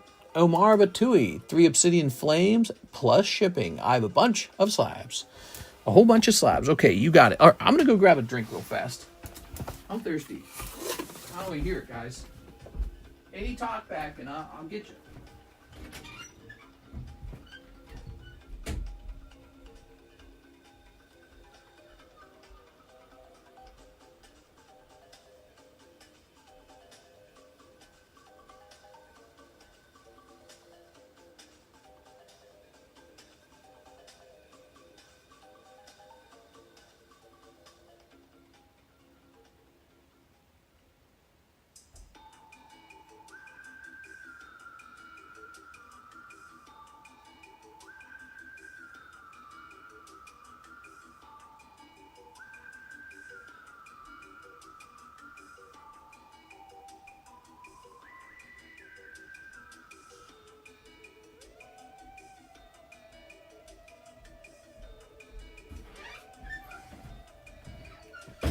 All right, there we go. Whew, there's so much stuff in here. All right, set that over there. And where do we have our obsidian flame? Lemon! Should be in a box battle. Battle box. No, what do they call those? What is this? Move this out of the way. Oh, this shouldn't be here. Move this over here. Ah, here it is. whatever these are called. Booster bundles. Back in my day, we didn't have booster bundles. There it goes. I hope that Fossil Dragonite I pulled returns a PSA 9. I think it has a high chance of a PSA 9, which will still offer some value. God, it'd be so much better if it graded 10 because you'd get all your money back. I have a feeling it'll grade 9, though. I've seen it. I suspect Tammy's Gengar will grade 9 as well. It just depends on how rough the graders are, really. Those guys are really tough. Tempting to send it to CGC just to see if CGC will give it a gem at 10. But I think you should start out with PSA. There's no point sending it to BGS. BGS will not grade that 10. There. So you should start out with PSA. If you get a 9 with PSA, we could have me crack it and send it to CGC, see if it turns into a 10 with them. Just remember this. If we do that, I could ruin the card during the cracking. So that's dangerous. All right, there we go.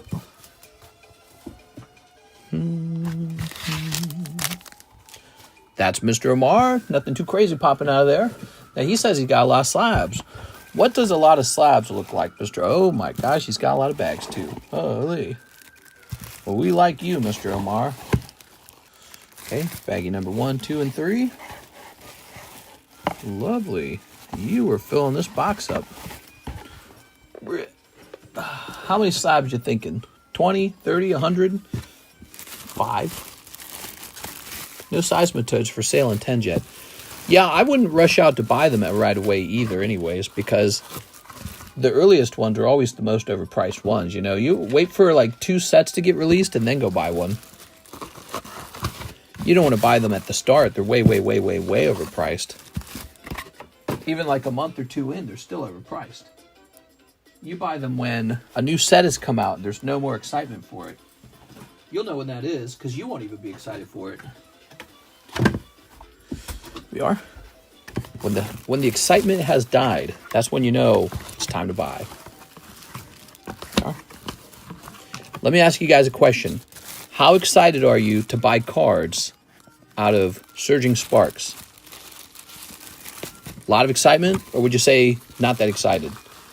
If the answer is not that excited, it's because now is the time to buy Surging Sparks. See? Now is the time that Surging Spark prices are falling. No one's paying as much attention to it. That's kind of how it works.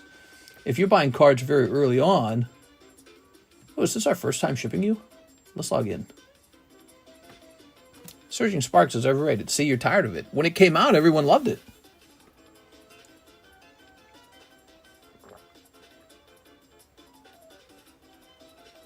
Oh my God, I was so thirsty. That's kind of how it works in general. How excited are you for the ARs in this set? Snow Hazard.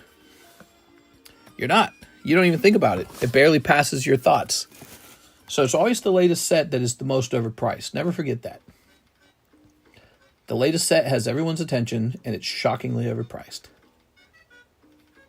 Okay. Oh, this is a big shipping to the Netherlands. I did not know that. So, Mr. Omar, to get this shipped out, if it's a big shipment like that, that means it's an $80 shipment. All right, Netherlands it is. Let's find out what you sent. You sent 74. So that explains that. You were sending 40. So, Mr. Omar, I can tell you, just based off of the bags that you have here, that this will end up being an $80 shipment, okay? See how big that is? That by itself is over the 2-pound limit for $40. This is an $80 shipment. And now it becomes very important to know how many slabs we're talking about, because I will need to do... I'm going to have to write up a declarations or whatever. So... yes, send another 40, Mr. Omar. I hate to tell you that, but that's how it's going to be. It's going to be a very expensive label. And then I will try to get the declarations to be on the lower side if possible. I have 4 Surging Sparks ETBs sealed that I bought from Target Online before the explosion happens. I'm scared to open them. Here's my old list. I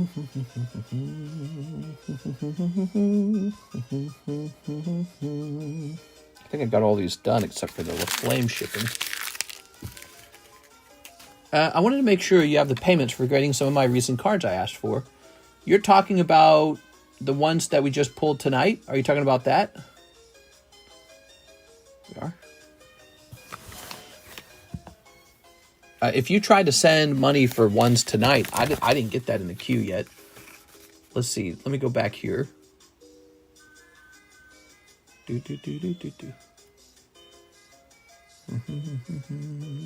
More than that.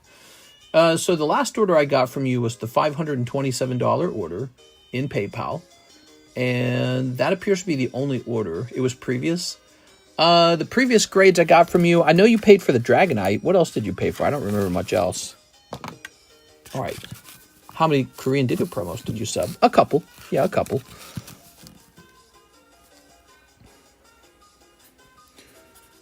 Omar Batui. Shipping. To La Flame. Shipping.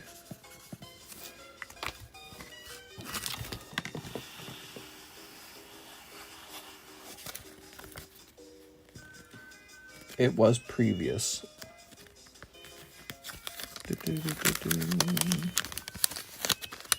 Could you remind me? Do you remember what it was you were grading? Let me jump up here. So we have our grade channels, PSA submission, and you're Mr. Brett, so I'm going to scroll to the top. Oh, here it is. So Brett, it says you are getting a Hitmonlee grade for free. Venusaur Altart, Pikachu 179, Charizard 4 Celebrations, Charizard 4 Metal, Pikachu Metal, and then Error Bills Transfer. So there you go, Mr. Brett. Those were the cards that you had submitted. You can see that in the PSA submission channel. Just sent an extra 40. Oh, I got to have your phone number too. Did I tell you that? I got to have your phone number. That's the last step. So, let's see. Maybe I go grab all your slabs right now while I'm waiting. Let me go grab that. I got to have your phone number too.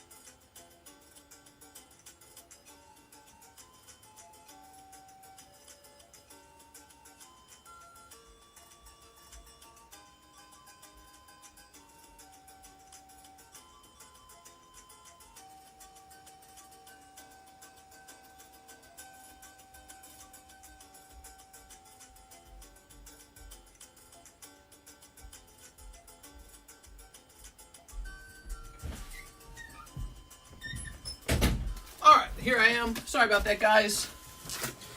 Mr. Omar, here are the slabs. Whew. you shipped before. Oh, I did not know that. Let's get in there. Might be saved. Depends on how many times before. Good. All right, you saved it. Good. We got your stuff, Mr. Omar. Here's where we got 6, 7, 8, 9, 10. 10 slabs. Let's see how much this weighs.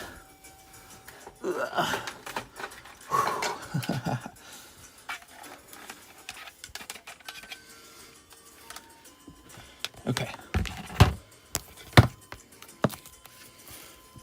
This. Okay, you ready? We're going to get a precise weight. Kind of do it like this. Set this down in the middle. Toss this on top. And there it is. You know, if you dropped all your hollows, and whatever junk you got, you might be able to ship this for $40. You can still keep your junk over here. Would you like to try that? This is about 1 pound over 2 pounds. Seems like a waste, doesn't it?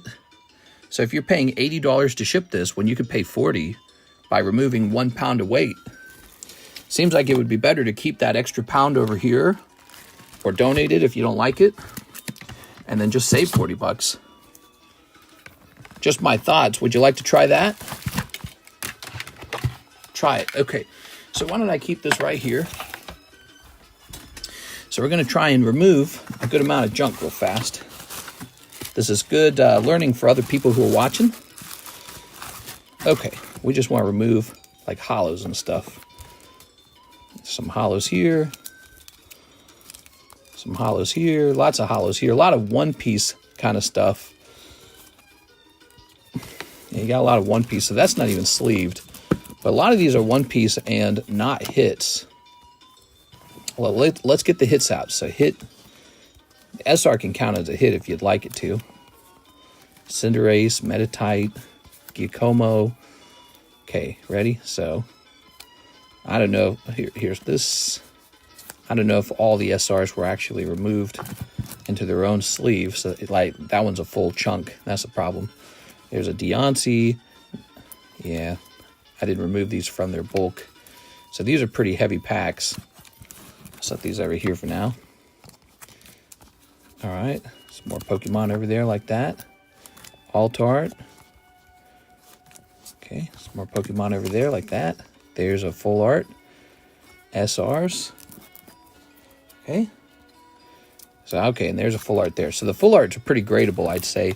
Now, this is more bulkish here, but some SRs are still in there, right? All right, but what I can do is I can send you a more concentrated form of your hits until we get the shipping under 2 pounds. And then if we can get it just under 2 pounds, it's only $40 to ship it. So these are a bunch of hollows, see? Mostly one-piece hollows, it looks like. And I know those aren't even super valuable. Oh, there's your Umbreon. You want that. So your Umbreon will go. Okay. All right, set that over there. So far, what we've got is a lot of hollow one-piece cards. Not as many hits. It's funny how when you're an international shipper, oh, you got 2 of those Umbreons. You did very well on this channel, Mr. Omar. That's very good. Okay. You got this guy as well. That's cool. So he's good. You would definitely want to have that.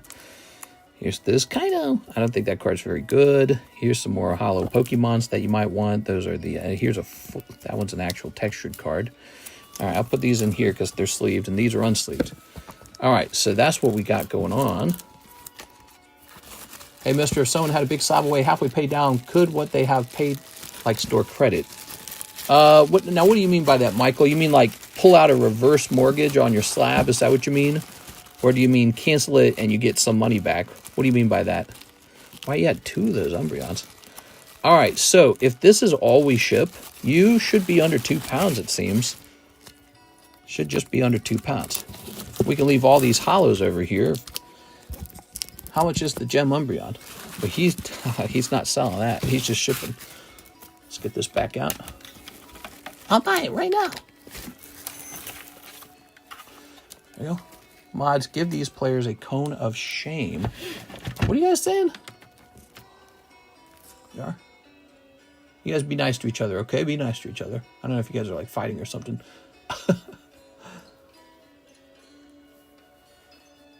All right. So, reverse mortgage idea has been asked by the people, and we thought about it for a while, and the answer is no reverse mortgage. The only thing you can do is pay off the slab, okay? Perfect. Look at this. So, we got it at 1.8, 1 pound, 8 ounces. I can actually add a little more back in, and the shipping can be $40. Would you like to try that? You'd be leaving this behind over here. There's a bunch of hollows in there.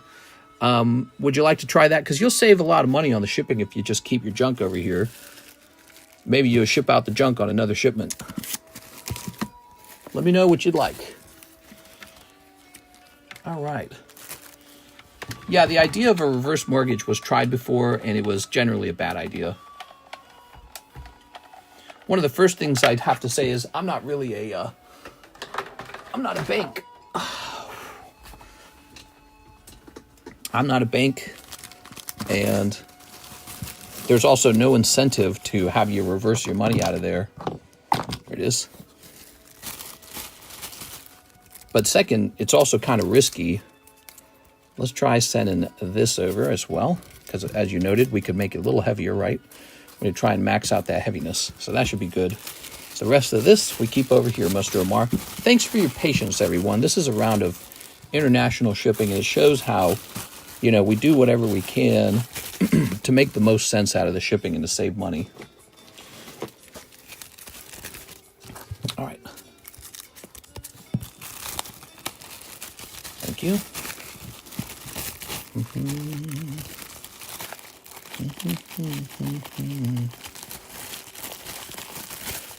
All right, so you got 2 bags left over here, Mr. Omar. And they're mostly just holographic cards. Let's say 6/25. I'll reset the date for you, okay? You're international, so people who are international can reset their dates for free on their bags. They just have to come in and ask for it. Okay, put that back up there. Now, let's get this into its own bag. So that should just be just about a total of 2 pounds and no higher. That video you posted at the park was the most beautiful video I've seen in my life. That was a movie or TV show or something. I swear to God, I thought I was watching a movie. It was really pretty. You had the Ozark Hills. I don't know if you could see them in the distance, but they're pretty tall, actually. They're not mountains, but they have a nice feeling anyways. And then there's a fog and a mist coming out of them.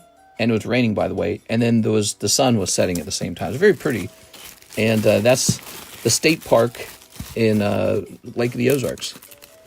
So, you know, it's the Missouri Ozarks. They're kind of nice.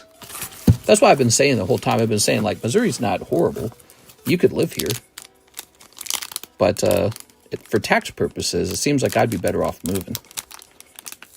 Missouri doesn't give me a tax incentive to stay. Some states do give you a tax incentive. Then again, the cost of living's pretty low in Missouri.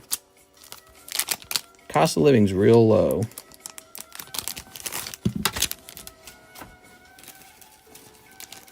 Gave me Jurassic Park vibes. Yeah, that's funny you'd say that, because I was saying that to Karis. I was saying, we're in Jurassic Park.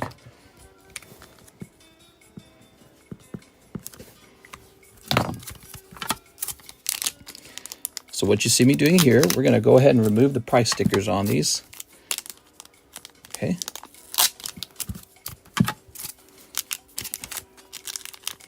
Because we're not trying to do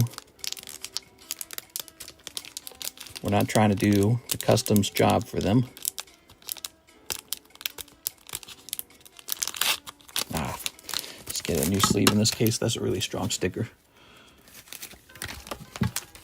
So we do this to help you guys with customs and duties. All right. I had Alexis do this for Danny St. Amour, and that guy still got... Customs was like angry. They were like, "Hey, give us more money."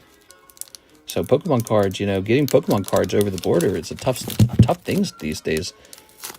I feel like it was easier in the past. How these stickers are so sticky, I'm surprised. They're like actually hold on pretty well.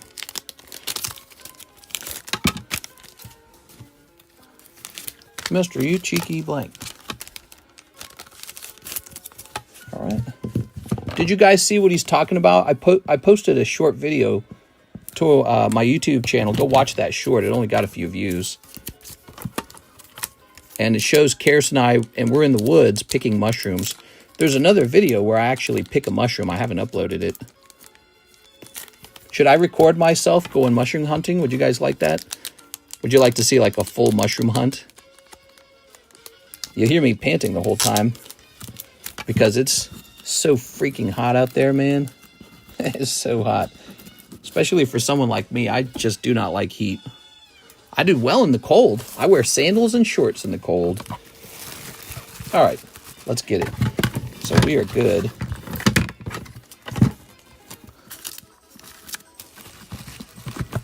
That's me getting all that done live. How about that, Mr. Amar? Usually what I do is I do that a little bit later. I do that when the stream is over, but we got it done live. I figure it's a Sunday night. Let's get it done. Besides, this is good because Alexis is going to be here, you know. Oh, this is broken, isn't it? All right, it's broken. Let me hit reset on this software. Stupid software, dude. Just went to watch it. Awesome view. Yeah, there's a bunch of pictures, too. I posted those in Discord, so you guys got to go there to see the pictures. I think some of them went into general chat. Told you on Discord before, if it can grow on your toes, it ain't going in my mouth. I picked up a really large chanterelle, huge one. Yes. We found all kinds of cool mushrooms. Let's see. The slack off reverse wasn't his. Did I add the slack off to it? How'd I do that? You're about to get this for free. He'd have been like, oh, bonus. Okay, let's try that again. Okay. Yeah, the shipping's pretty strict for this. This has to be 1 pound, 15 ounces. The moment it hits 2 pounds, it's not allowed. There it is. All right, we're almost done here. It's a lot of work to do an international shipment, isn't it? All right, so we're going to call this playing cards. Playing cards. Just have to wait to 2 pound. And the value. So here's the question, the value on it. I think I should set it to around, let's say 150. So let's say 150 for that, and we'll see what they do about it. I don't know.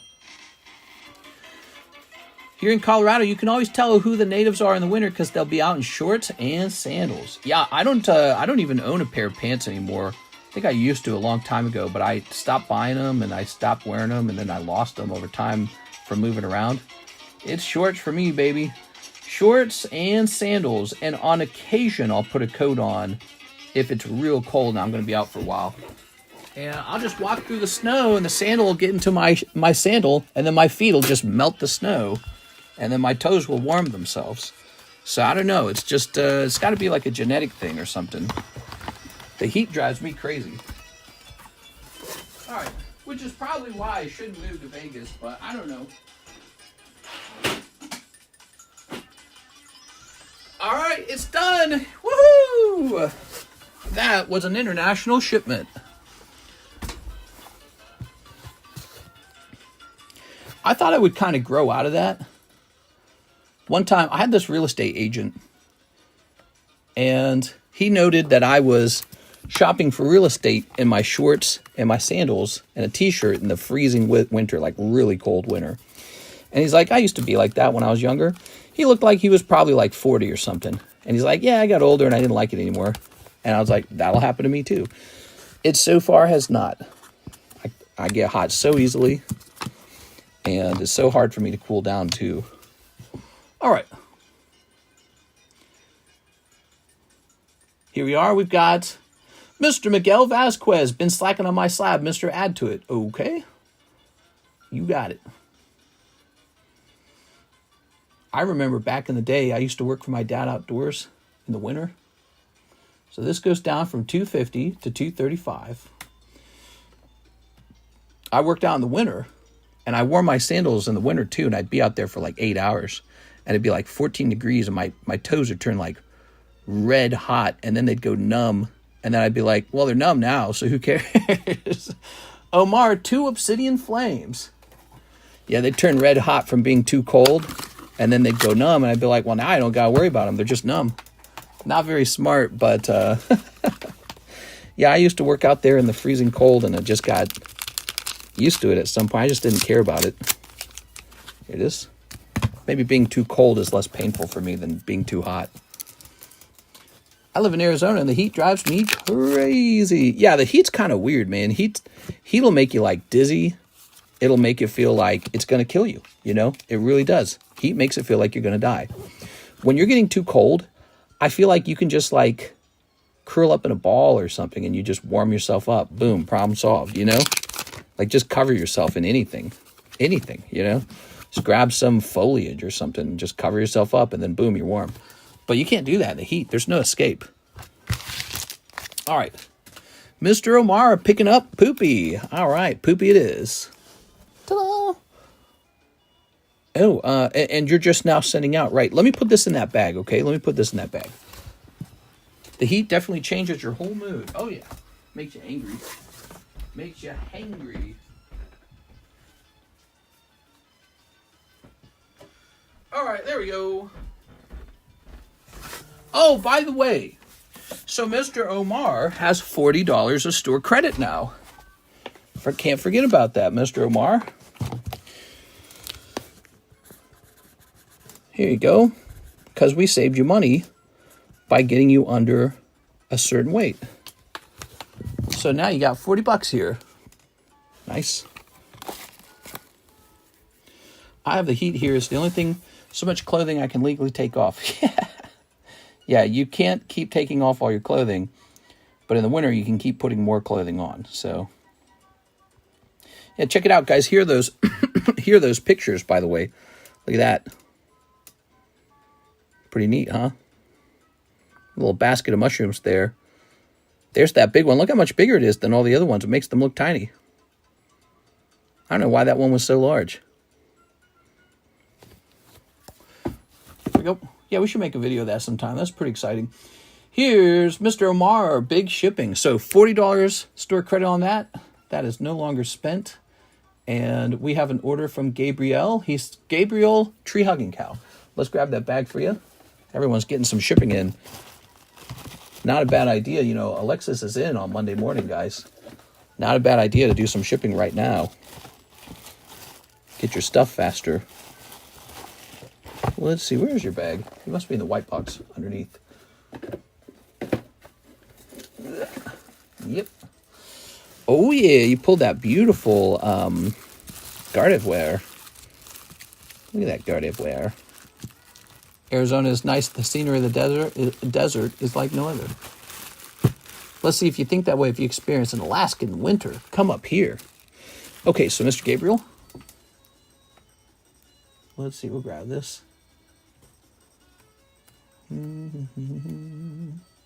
We've shipped you before, right?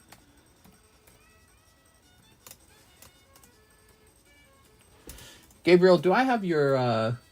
Gabriel, you'll need to email me your shipping, okay? So I'll need your address, Mr. Gabriel. We might have shipped you before, but if I didn't memorize whatever your other address was, then I won't know what to look up for the address this time. So yeah, I'll need you to email me your address, okay? Looks like I didn't add Tree Hugging Cow to your address, which is how we were identifying you. Yes. So Mr. Gabriel, I hope he's still here. I can't ship this until I get your address. Go ahead and email that to TheCardconomist@gmail.com. Okay, I'll set that to this. I would like to get this done tonight, so I hope he's still watching. How do I send you that? Guess you need an address. Yes. All you got to do is email it to me. At the top of the description, you can see my email address under, what is it, Venmo or ZELLE or something like that. You can see my email address.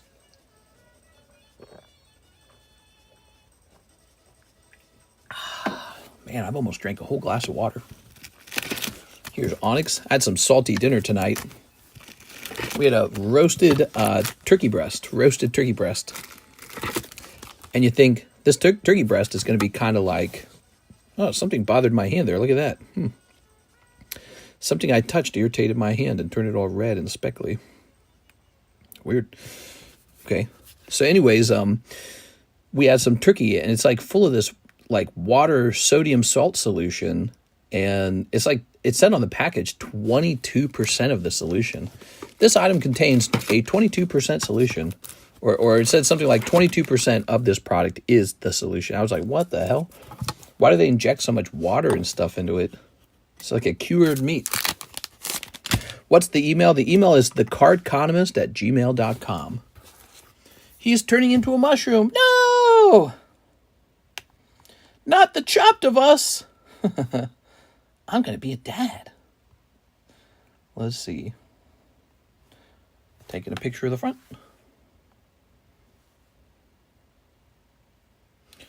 Okay. Taking a picture of the number. My music has stopped. Okay. Taking a picture of the back. All right, there we go.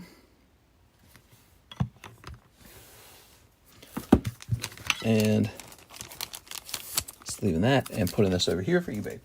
Those are Marvel cards that I think I traded with Mr. Brandon, but they are doing very poorly. They are not selling. Doesn't seem to be a lot of excitement because they came back and nobody bought any of them.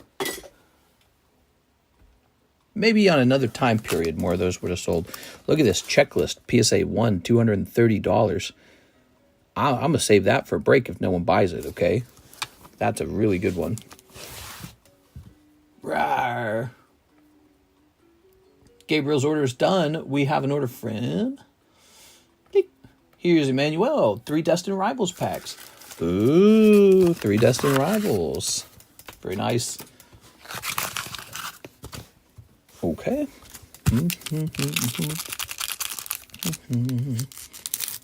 There we go.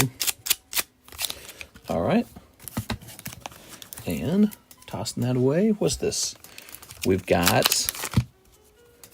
Metatite and Metagross. Well, you got that little black kitten, man, comes up to the back door all the time and just goes meow, meow, meow, meow, till Karis lets him in. And then that cat will lay on her lap for like hours, dude. It lays down in her lap, stretches out, and then just goes right to bed. There we go. And then if you put him back outside, he just sits there like, okay, when do you let me back in? It's like, I don't want to be out here. It's lame out here. Ooh, scent. Perfect. Thanks, man. All right, Mr. Emmanuel, picking up that lovely Metagross. You're going to be right over here. Okay. Ba-doop. Careful, mister. The mushrooms might turn you gay like The Last of Us. No!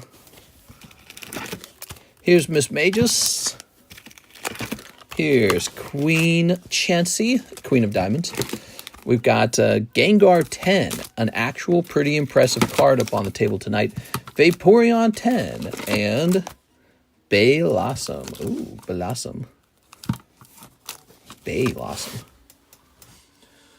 Good, good, good, good, good. What else? What do we got next, guys? Oh, here's this shipping for Mr. Gabriel. Let me take care of this real fast so that I don't forget about it, because you know that's how I am. I'd forget. Okay, we've got some shipping for you. How about you open 4 Destined Rivals with my store credit? I'm down to do that. Let's do that. Okay, and let me grab this email. Okay, and I'm going to put that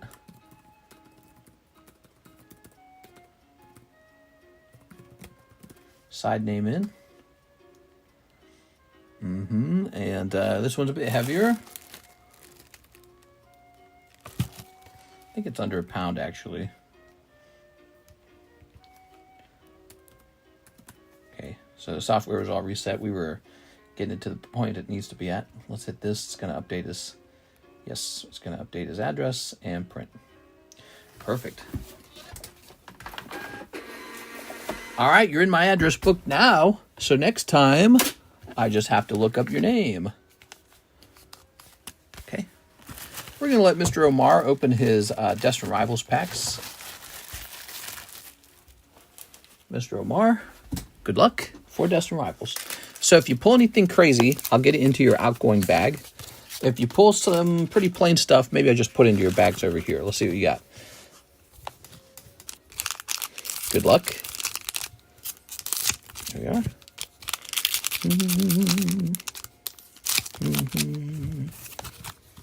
Okay. We've got Team Rocket's Crobat. Rawr. Frisian, Reggie Grok. It's Reggie Grok. He's kind of cool, I guess, if you like Reggie Rock. And Sudowoodo. All right, so how about those just go into your bags here? Is that a big deal? I don't know if those are the ones you were seeking. Any chance you could show me what's in my bag? There is a chance for that. Yes. Okay. Oops. Let's see. In your bag, you had 3 Crystal Charizards and a Shining Gyarados. Put them with the bulk. To the bulk! And now I need to throw this away, or I'll accidentally let you keep it. Mr. Brett is back with another big order in 1989 Nintendo Game Pack box. Box? Like the whole thing? What? Let me see. Hold on. Wait. Like the whole thing? Dang, dude. He bought a whole box of them. All right. Dang. You're going to have a lot of cards. Give me a second here.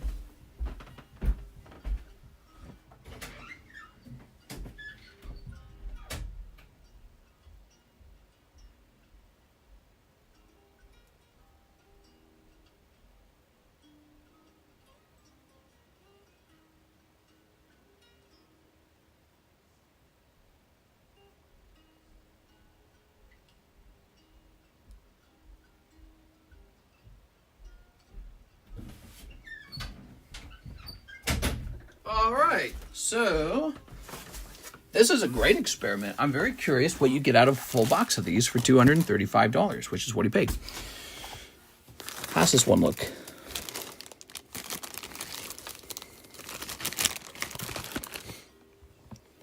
Any gym breaks? Yeah, gym breaks. Let me show off the gym breaks real fast. So tonight we added this Jungle Pack break, 1 in 14, just started. New booster box break, 1 in 8, 2 people are in there. You get both boxes.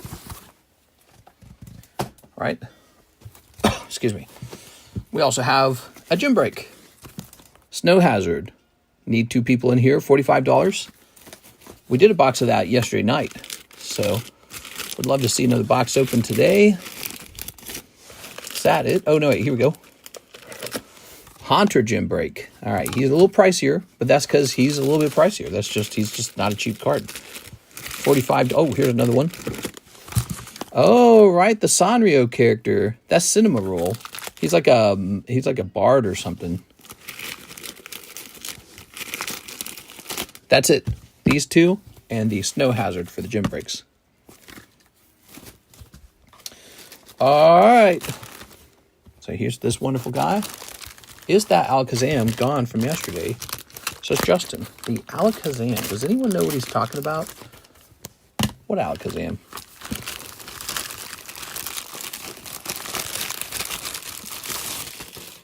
One whole box of these Mario packs, man. It's a lot of cards. This could take like an hour, everybody. Get comfy.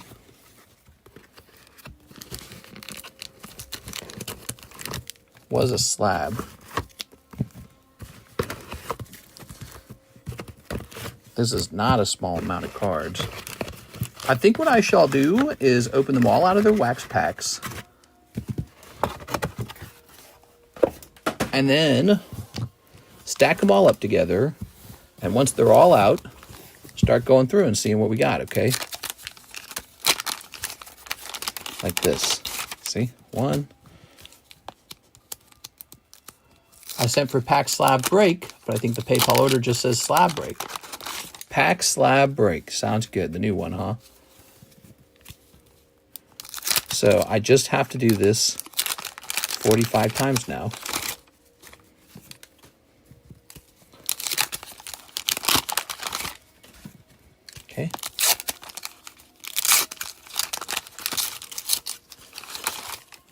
not in great condition. That's kind of how it is with these old wax packs.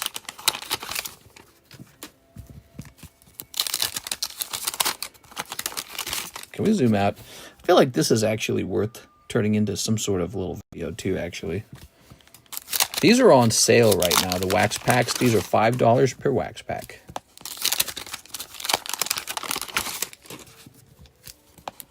Love the Nintendo cards. Oh, no problem, man. No problem.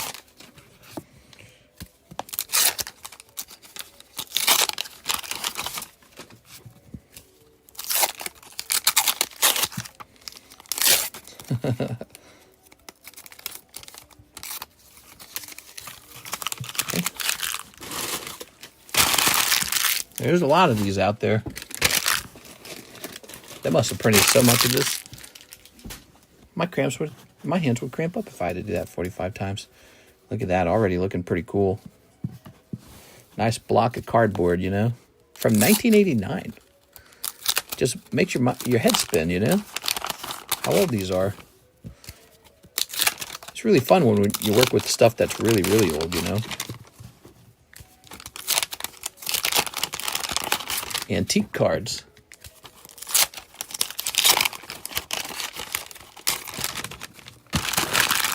Awesomeness. Look how much progress we got to make.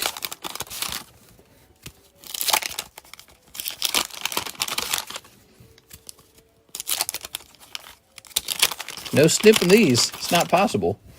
Unless you want to cut the whole pack in half.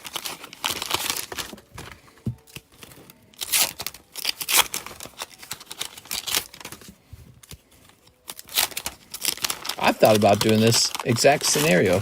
Sitting down, opening every single pack, and then, well, there's so much dirt on my table now. Yuck. What the hell? Definitely falling off of these wax packs. Oops.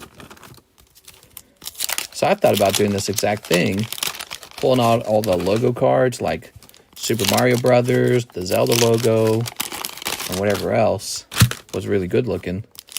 And just send it all off to PSA in a big Nintendo game pack order. So we got a couple of those Nintendo game packs up on the table.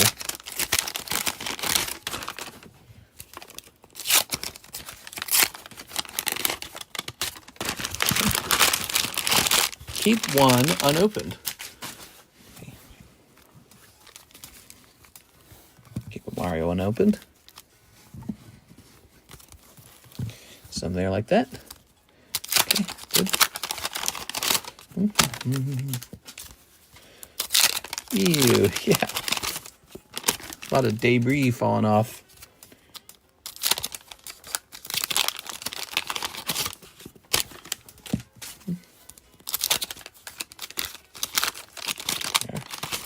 I've been noticing my hand doing this more often. You guys see this? Some kind of allergic reaction, it looks like. What do you think I'm allergic to? The dust? Probably dust, right? Did I handle something in particular? I mean, we were doing shipping for, we were just doing shipping for Mr. Omar. This. Yeah. Okay. It only got my left hand, not my right hand. So what could it be, I wonder? Mine does that. Really? You're turning into a mushroom. Been a while since I tuned in. How are you? Hey, it's Bitch Ass Wolf Boy. How's it going, man? Scabies. No, I think it's some sort of allergic reaction to the dust. I've noticed that a couple of times, actually. Have you washed your hands? Yeah, actually, I just washed my hands a minute ago. Here we are. So I don't think it's that. I think my hands get real dry. And then I think it touches like old dust or old mold. And it causes them to get like itchy and red for a minute, and then it goes away. Ricketts must be going to have blade shins. Yeah. There we go. All right. Okay. I wonder if we could rewind. Maybe somebody could rewind the stream and see exactly what I touched before this occurred. What exactly was I touching before this popped up? Because I didn't have it earlier in the stream. There we go. Ethereum scent. Nice. Maybe somebody wants to do some detective work. and theorize what caused it. Because I would be curious to know. Be careful with how hot the water is you're using while washing your hands. Nah, it's nothing like that. Not hot water for sure. There we go. This is definitely related to touching the cards and cardboard. I have a suspicion it's dirty dust. Anthrax. Probably not anthrax. Boy, that's really dirty now. The table is super dirty from these wax packs. Didn't expect that. Okay, so you're looking at $235 of open wax packs now. Bacteria. Yeah, it could be bacteria. But maybe one of you guys could go look, right? Because if you rewind the stream, you'll see my hand didn't have it, and then all of a sudden it did. So there must have been something I touched. There must have been a point in the stream where something was going on. And I've noticed I've been getting that lately. Little random red rashes on my hands while I'm working. So maybe you guys can detect it and figure it out. Nuclear fallout dust? Yeah. We don't talk about that. Japan and the U.S. are good friends. But the fact that it's not on my right hand, it's only on my left hand, so then it's something I touched then, right? It's a Pokemon card you're allergic to. You should send your cards to us to test it. You walked away a few times? I did walk away a few times. I walked away to go grab Mr. Omar Batui's slabs out of the basement. And on the way down there, I would have only touched the slab boxes and the slabs themselves. Could I be allergic to plastic? There's sleeves on all the slabs. I wonder if I could be allergic to plastic. Something did it. All right, here goes. Popped up after you went down there. Very interesting. Popped up after I went downstairs. So the only thing I can think is I was holding a lot of slabs in my hand at a time. And I would have touched the cardboard box that the cards are sitting in. Wonder if that could trigger something. Could a cardboard box cause an allergic reaction, I wonder? Okay, you ready? So here's Punch-Out. Here's Bowser. Here's a Mario card. So this is tier 1. This is tier 2.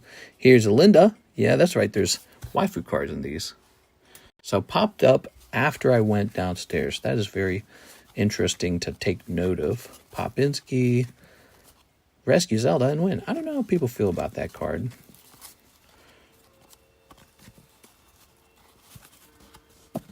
I love how you keep a lint roller handy. Also, I'm back in this channel because I'm hoping to start a new job today. Nice. Yeah, go start that job, man. I just received Ethereum. You let me know what you wanted there, Mr. Justin. Super Mario Brothers. That's a cool one. I like the Lego ones. Double Dragon. I don't like Double Dragon ever. Here's a Punch-Out logo, like that. Mario and Link cards are nice. Punch-Out. Pow. Better take a ride to be safe. I remember a long time ago you had that happen. You found out it was a Senate trash bag. Don't think you mean to say Senate. I think you meant to say something else. Okay. Legend of Zelda logo. Ah, yeah. Nice. Mario Bowser Peach. That is one of my favorites from this set. Oops. That goes there. That goes there. So this is like tier 3 over here. Tier 1, tier 2, tier 3. Here's I Love Video Games. I feel like I Love Video Games is tier 2. Billy Lee. It's kind of cool, isn't he? Punch-Out and Double Dragons goes into tier 2. It's the Linda. I don't know how to feel about the Linda card. It's funny because it's a waifu card, but I don't think anyone's going to buy it for that purpose, to be like, oh, it's a waifu card. Ah, here we are. This is what you're looking for right here. Check it out. That is a high-class card out of this set. Look at that. Yeah? Are you threatening me, Master Jedi? I am the Senate. Rah. Here's Bowser. Here's Lopar. Mario. It's me, Mario. Oh, yeah. Another Zelda card. So good. Okay. Those are the cards we're looking for. Link, Super Mario Brothers. Bloop, bloop, bloop. Enough of that. Here's a punch-out card. Okay. Williams. Really, all you need is about 1 or 2 of these to grade 10, and the whole thing's paid for. Did you guys know that? So, I mean, these cards, when they grade 10, they tend to go for like $200 for a 10. So look how many chances you get for that 10, you know, out of one box. And the reason I put this up on the menu was because I always felt it was a pretty good chance to get more than you put in. I look for those situations, you know. But we're trying to remove it from the menu now. Here it is, another big hit, Super Mario Brothers, the logo. That's a good one. That's a very good one. Win with Link. Punch out, Super Mario Brothers. Win with Link. There's a punch out logo. Punch out logo is pretty cool, actually. Chintai, the Legend of Zelda. Punch out. A Bobo. Okay. Got Mario. I actually like this card. Link, Link, Link, Link, Link. Mario and Link go into pile number 2. Mario Double Dragon.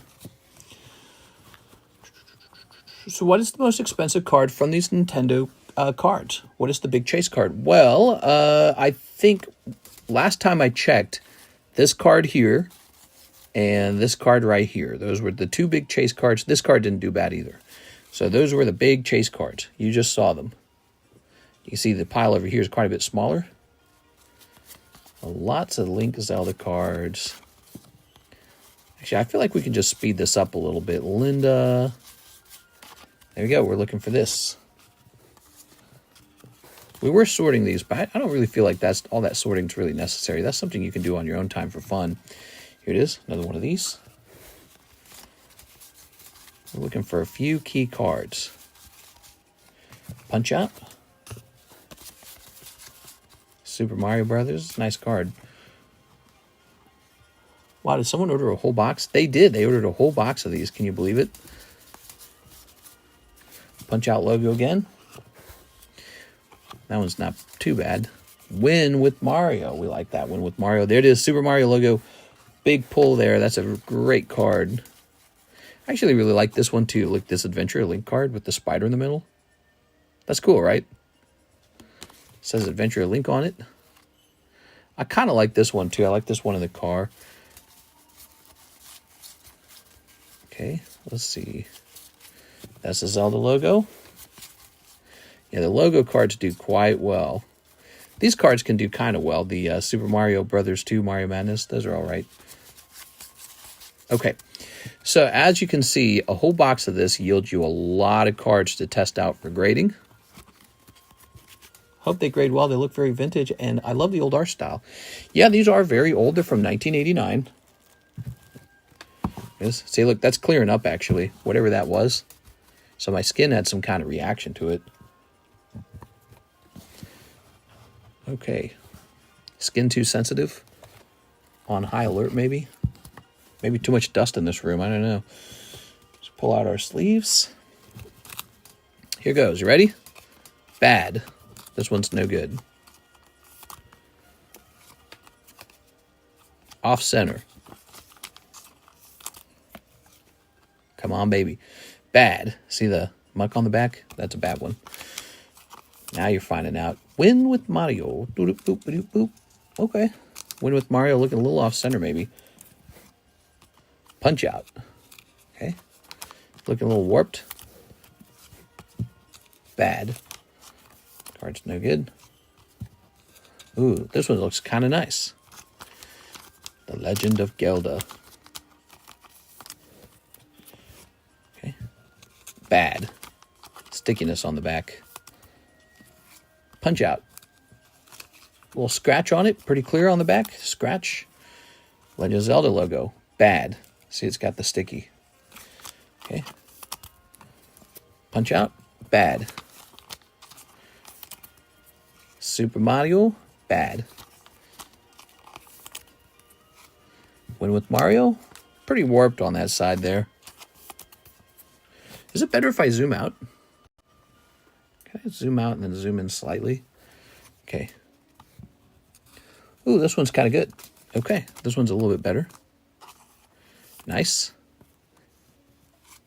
Thanks, mister. That was fun.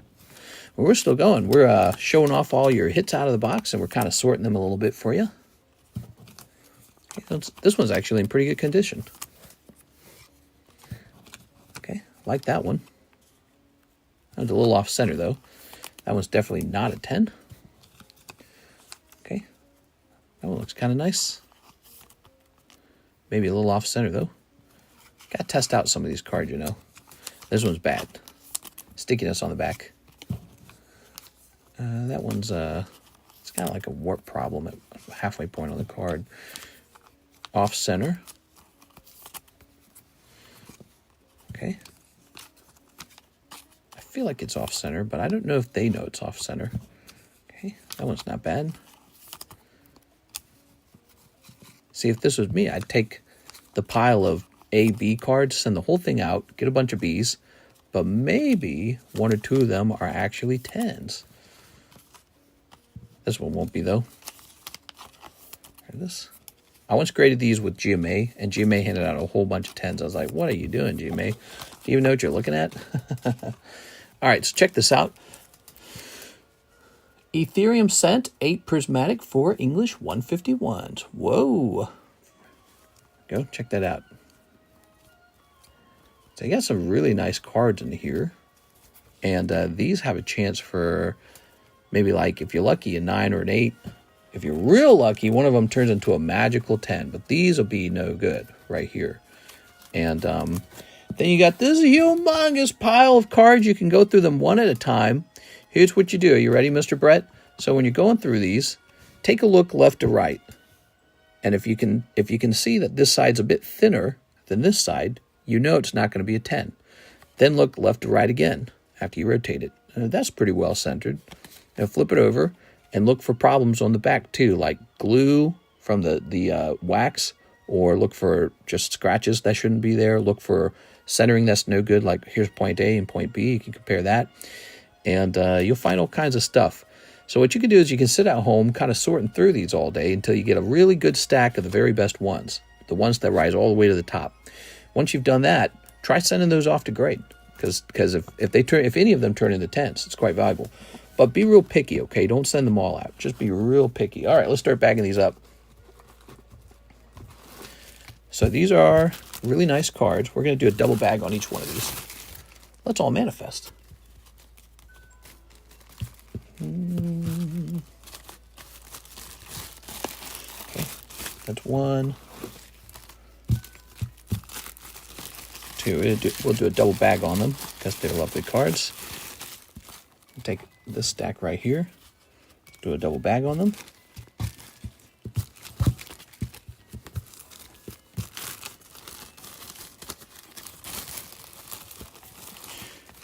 What did you guys think of that? That was a whole box. I wish I could have had more time to show off all the pulls from the box, but we really showed off the best of the best pulls in the box, and that would be those logo cards, which are really quite decent. Okay, I just received that second round of Ethereum. Now, Mr. Lance, are you a friend of Mr. Justin? Yes. There we go.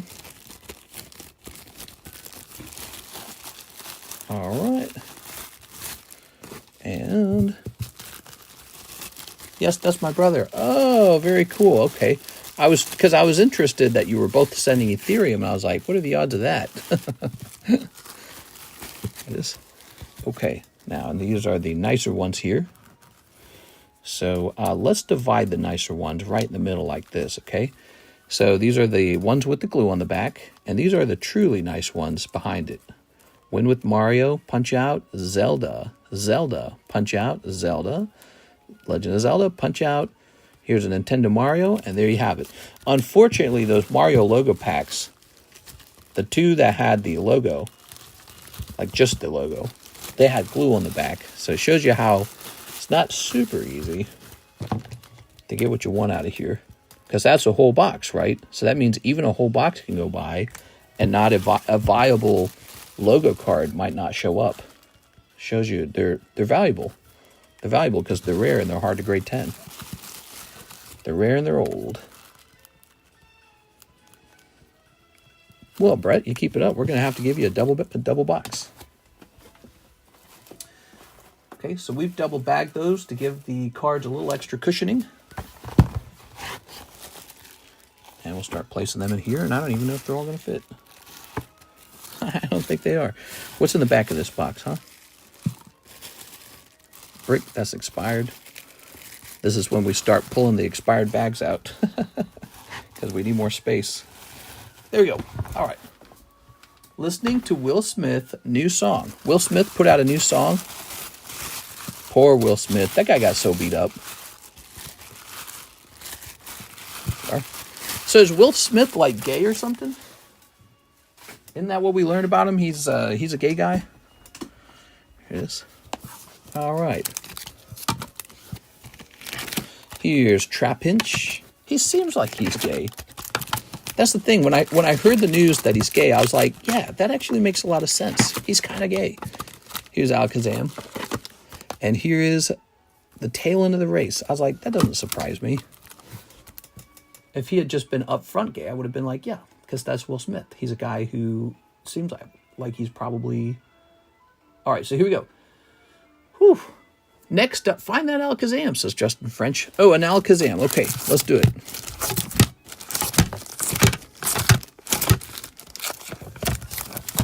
What do you guys think? Were you surprised? Like if Michael Jackson came out and said, I'm gay, I'd be like, yeah, we know.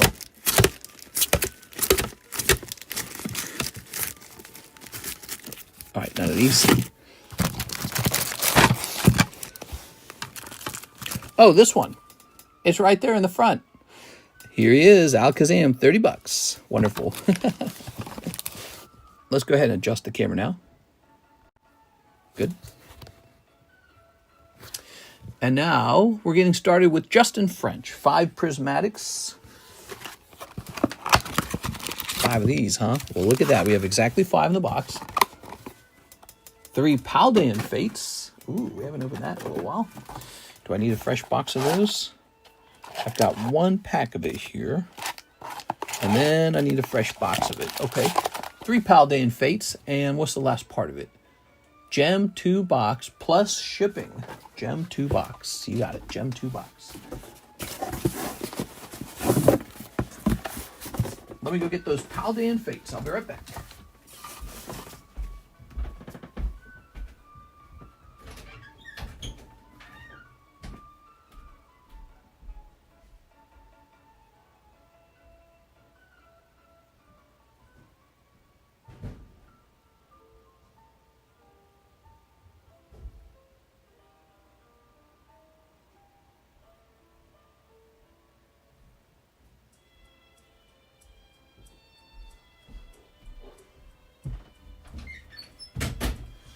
All right.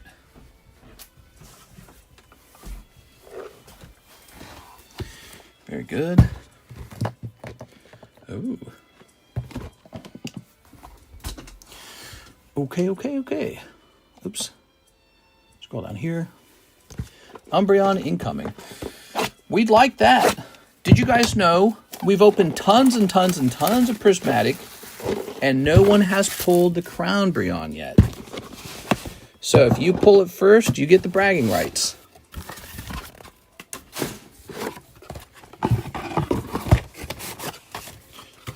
Okay.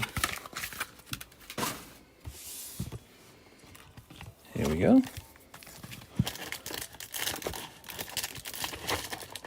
Move these guys out of here. Move these out of here. Some sleeves.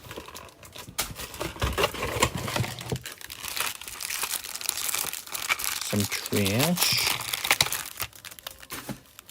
All the packs you've opened and never pulled it.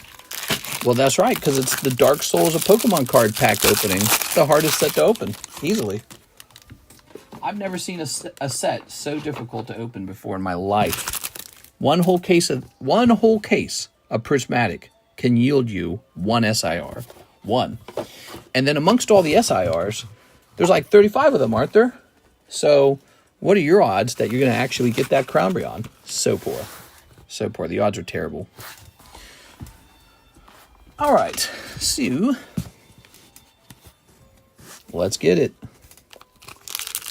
Tempting me to open SBC, Law Crown Brion. Snipping this. Snipping this. Snipping these. Good. Snipping these as well. Good. And snipping this as well. There it is. Could be real. Remember, the God Box is in Canadian Fusion Strike. Okay, good luck. Mr. Justin. This is Justin's, everybody. Wish him well. He's got Shaman. So he got a Shaman with the Pokeball. Here's Cottony. Yeah, whoever invented the pull rate on these cards for this set in particular is definitely a sadist. He said, sorry, little bro, you're going to need about $5,000 to pull what you want out of here. Here's Max Rod. 5,000 would actually be kind of low if you think about it. Lacy Glaceon. Okay. I saw that one person got 3 God Packs from the Costco bundle. I'd love to see a clip of that. I wonder if I could repost that. Here it is. Is he an unknown opener? Like this is somebody with not a lot of views. Here's Golden Go, Houndoom. Here's, oh, Pidgeot. Lovely. Oh, beautiful, man. Someone is scanning packs considering the value they could have inside. And Finizen. Love it, Finizen. Okay. Good. Boo, no Umbreon. Yeah, 5 packs did not yield an Umbreon. Pretty, he did good over here, though. Look at that Pidgeot, man. Nice. Yeah, a little Shaman. All right. We do our best. Now, the Gem 2. Ooh. We have plenty more Prismatic if you want to keep going. Some guys really did go very deep on Prismatic, like Esau E. And Mr. LaFlame. He's a big crypto buyer. He drops some pretty insane crypto orders sometimes. All right.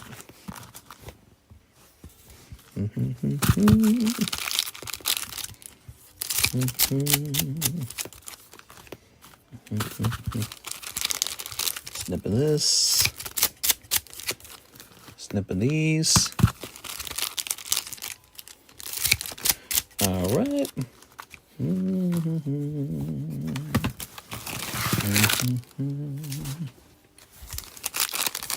All right, what we got here? We've got Umbreon. Umbreon. Lots of Umbreons in here. You're going to pull tons of Umbreons.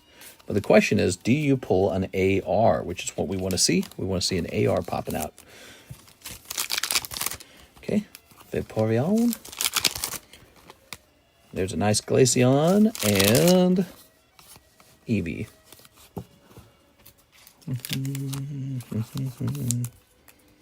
I can feel it. AR coming out right, not now. Master Ball, Pokemon Stamp for a nice Sylveon, and Master Ball. Okay.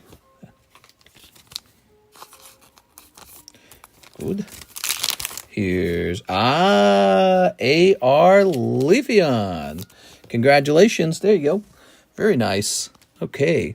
Set that there. Suppose we know what's going to be in the rest of these now. Definitely nothing else. Because we've already pulled the AR. Okay. Picking up Leafeon. That was about time we've started pulling some Leafeons, man. Glaceon. Flareon. Good, good, good, good, good. Leafeon is the best artwork. Leafeon's not a bad artwork, is it? But I think people just crave Umbreon because he's Umbreon. No other reason. I like Umbreon. He's black. Here's Julio. That's not Justin. Juan Diaz. Oh, we're recreating a fresh bag for you? Is that what we were doing? Leafeon's a salad. Hey! I'm offended. There we go. Okay. Leafeon.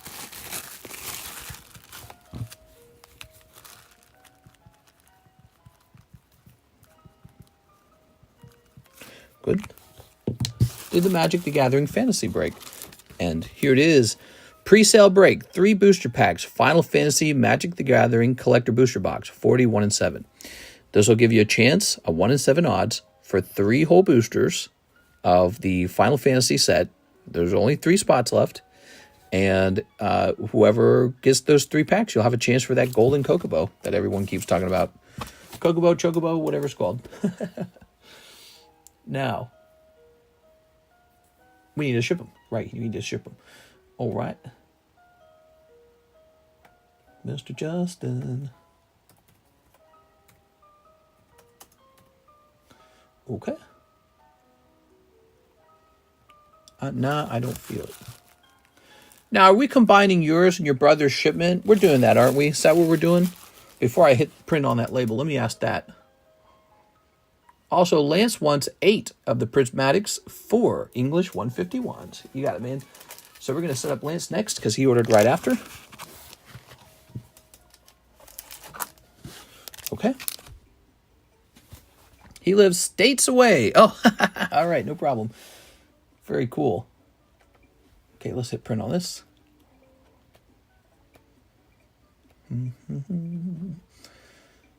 Verifying up-to-date rates. I like where you're living, Justin. I've thought of moving there. Let me hit print on this. Okay. Shoop. Very good. Grabbing this. All right. Now, I have to go get more prismatic. Let me go get more prismatic, everybody.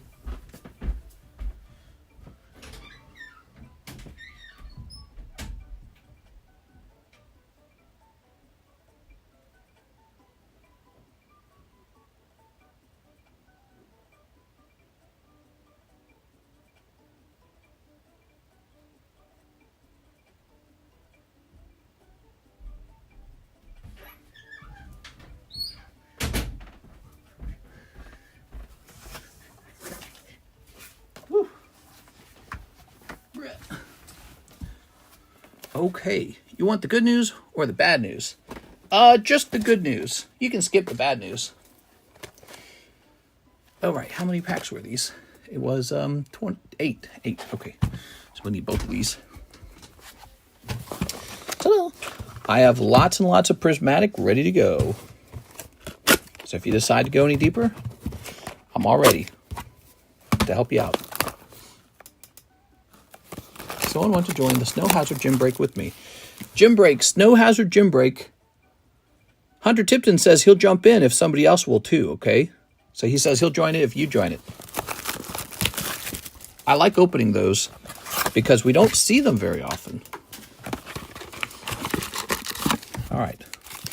Do you want the Aladdin news or the Aladdin news?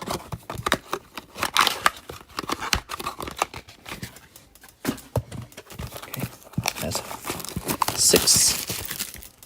I have a job interview today, and I'm positive I'll get it. I have over 6 years of experience. I like that. You gotta make some money. What's the chasing Snow Hazard? I don't know, honestly. Probably some cool AR stuff. All right, here goes. That is a big order, man. Holy. Hold on. So this is a first-time order for our friend Lance. And let me just double-check those real fast. Let me run up here and make sure everything worked out right. So I received 202 for that. Let me just double check that real fast. Would it be nice if we just had like a website? So 4 of the English, which is 62. And then, where's prismatic? Here it is. Oh, works out perfectly. All right, nice, dude. You know, I hadn't priced these in a while because people haven't bought them in a little while. And it can actually be pretty hard to do the prismatic one in your head. 17.5 is an odd number. All right, let's get it. Snipping this. Oops. Sneak. The Chase and Snow Hazard is Umbreon. Quick! People go nuts for those, man. We'll grab this. All right. Mr. Lance, right? Lance. Get his name right. Wait, where did his name go? There it is, Lance S. Mr. Lance S. What's up, Lance? Let's get it. We got Pyroar and a Master Ball right away and a Holo Umbreon. That's actually kind of valuable. Did you know that? So don't throw away your holographic Umbreons. They are gradable. Here's Pyroar. Here's Execute Master Ball. We got a holographic Umbreon for sale for $50 right now. And so that's that market price on that card. Well, I don't need to save an energy card. Pack number 2. Here's Dunsparce, Cottony Fluttermane. That's a cold pack. Pack number 3. We've got Houndoom, Howlucha. Here's Crispin, Iron Boulder. Come on. I like the Dusclops a lot. I'm a big fan of that Dusclops right there. Okay. What do we got? Oh, we got something back there. What do we got? Oh, it's Giacomo. Do you have glaucoma? Here's Giacomo and Howlucha. Ooh. Howlucha pulled. Now we've got Rescue Board Espeon and Screamtail. All right, that's it. No Umbreon. Damn, dude. So hard to pull. So hard to pull anything, you know. Master Ball Execute. We got a Pyroar. What the hell? Famous last words. All right. So now the 151's pretty interesting too. There's so many great cards in here. Okay. Let's pop it open. I love Prismatic. It's a great set. No one can take that away from me. Okay.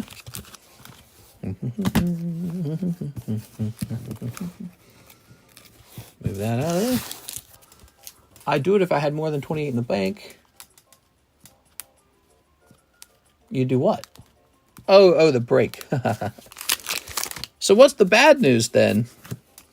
Here's Farfetch'd. All right. Here's Mewtwo. Here's Snorlax, Psyduck. Look at that reverse hollow Psyduck. It's actually legit, man. I like that Pokemon. Here's Venusaur. You know, the number of people who love Psyduck has sold Psyduck to me a little bit. They go, we love him. Look at that Charmeleon, man. I get excited when I see Psyducks get pulled nowadays. All right. It's a job I can't stand. Pizza delivery driver. Hey, man, pizza delivery drivers got to make money, too. We are. All right. I heard that could be a good paying job sometimes, especially if you're delivering to a good neighborhood. All right, Mr. Lance, you walk away with Venusaur, Charmeleon. Actually, the Charmeleon AR looks really well centered. You might have done good on your pack here. Oh, yeah, that might be a 10, man. So that might be good. He's an AR, right? And then Umbreon, Pyroar, Execute, Giacomo, Howlucha. And don't underestimate Reverse Hollow Psyduck. One day, 5 years from now, he might be one sexy card to grade. Okay. That's for our friend Lance S. Okay, loving it, man. So you both like crypto. I got a little chunk of crypto. We are. I'm mostly invested in Pokemon, though. So I am the right guy to come to if you want to have a little bit of fun with the Pokemons. I went all in on Pokemons. I don't have a lot of crypto. I used to have more of it. I actually sold my Bitcoin around like 95 or something like that. Now it's at 105. Oops. Stupid. So Lance with an L. Well, what was cool though was I originally bought that Bitcoin when it was like 45, and I was like, this is good enough, right? Let's see. Lance will go in the L box to my left. All right, Mr. Lance, you're on the table. If you have any questions at all, Mr. Lance or Mr. Justin, just let me know what I can help you with. Now, woof, Mr. Chris, it's finally your turn. He says slab break. The booster slab break right here. So that's it. The booster slab break has returned. After a brief break, it is back on the table. What should we call this?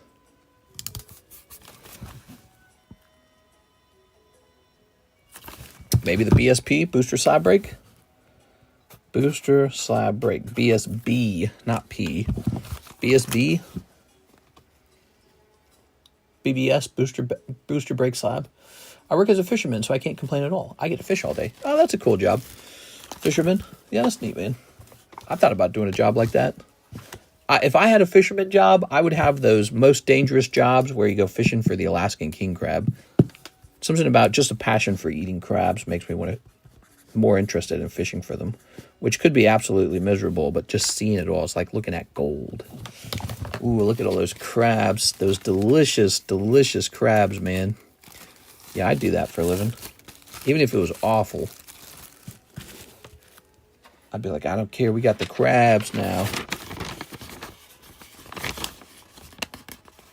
Let's see, really solid money too, nice. Well, it's kind of like all these other jobs that require like a real handyman to come on and have some strength and some skill, you know. There's so many jobs like that. Everyone just wants a computer job these days. They're like, I'm going to be a software engineer. I'm going to be an accountant. I'm going to be I'm going to be a lawyer. I'm going to get... Nobody talks about how there's this whole field of sort of like skilled labor that involves like plumbing, construction, carpentry, repair, maybe architecture or something related to that. And it's all this hands-on work. Maybe the guy who drives the crane operator, right? That's not really a degree, is it? That's more like just a skilled job. And those jobs pay pretty good. You get to have a job that isn't sit down and stare at code until you want to cut your wrists. And you get paid good enough to live a good life. So you just do that and invest some of your money and just live your life, you know, go out to eat, go playing in the wilderness sometimes, go swimming somewhere, you know what I mean? Cheat on your wife. So this is going to say booster slab break. Whatever it is people do, huh? All right. I get winter off. Oh. Gen Z was handed everything and practically didn't even go to school during the pandemic. Freaking Gen Z, I'm tired of their bitch asses. All right. Yeah, I don't know what people do for fun. Here's Hunter Tipton's Snow Hazard. He's in, everybody. Hunter Tipton is in. I'm not saying I do. Just saying some guys do that stuff. Okay. All right. So, here's Mark J. Valerian. Can I get 2 Topps Chrome Metazoo packs and 2 KU SpongeBobs? Oh, you're trying some weird stuff. Okay. Yeah, eventually you get a little tired of what you got, and then you're like, I want some weird stuff. Let's see. Okay. So there's some KU SpongeBob. 41 and 127 watchers. Abysmal. What? 21 likes? They don't like me? That's it. That's the end of the stream. Bye, guys. Bro, smash that like button, guys. That makes me so sad. Okay. How about that Topps Chrome Metazoo? That's it. I'm only giving free ones to who should get the free ones? I'm only giving the free ones to Mr. Brett. He treats me right. Let's see. Now, you're all very nice to me. I'm just joking, of course. Let's go find the Metazoo. There should be like 2 Metazoos in here for the Metazoo Chrome. I see some down there. Let's go grab that. Metazoo Chrome. Yeah, sadly, if you don't remind people, they generally do not smash that like button very often. You got to keep saying it and saying it and saying it, and then they go, all right, I'll smash that like button. Okay. I guess so. There we go. All right. Not really comparable in terms of salary and physical labor is no joke. The perks of sitting in an air-conditioned office sometimes taken for granted for those who have never done blue-collar work.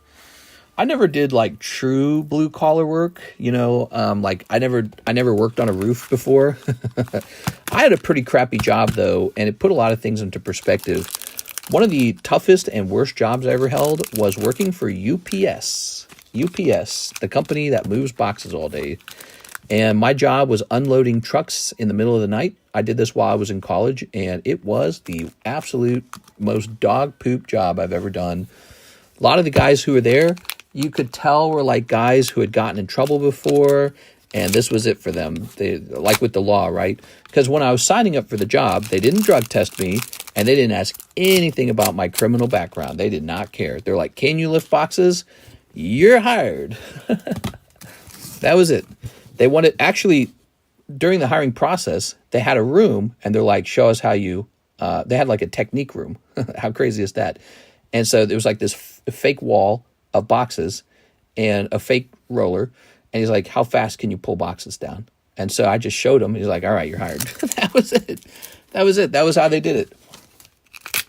There's fake wall of boxes, and a guy with a cell phone that was attached to his belt on the outside of his pants, like a total nerd, came in, and he had a little board.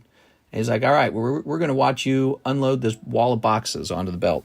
So I did it, and then they're like, all right, well, go over there into this room, and we're going to ask you a few more questions.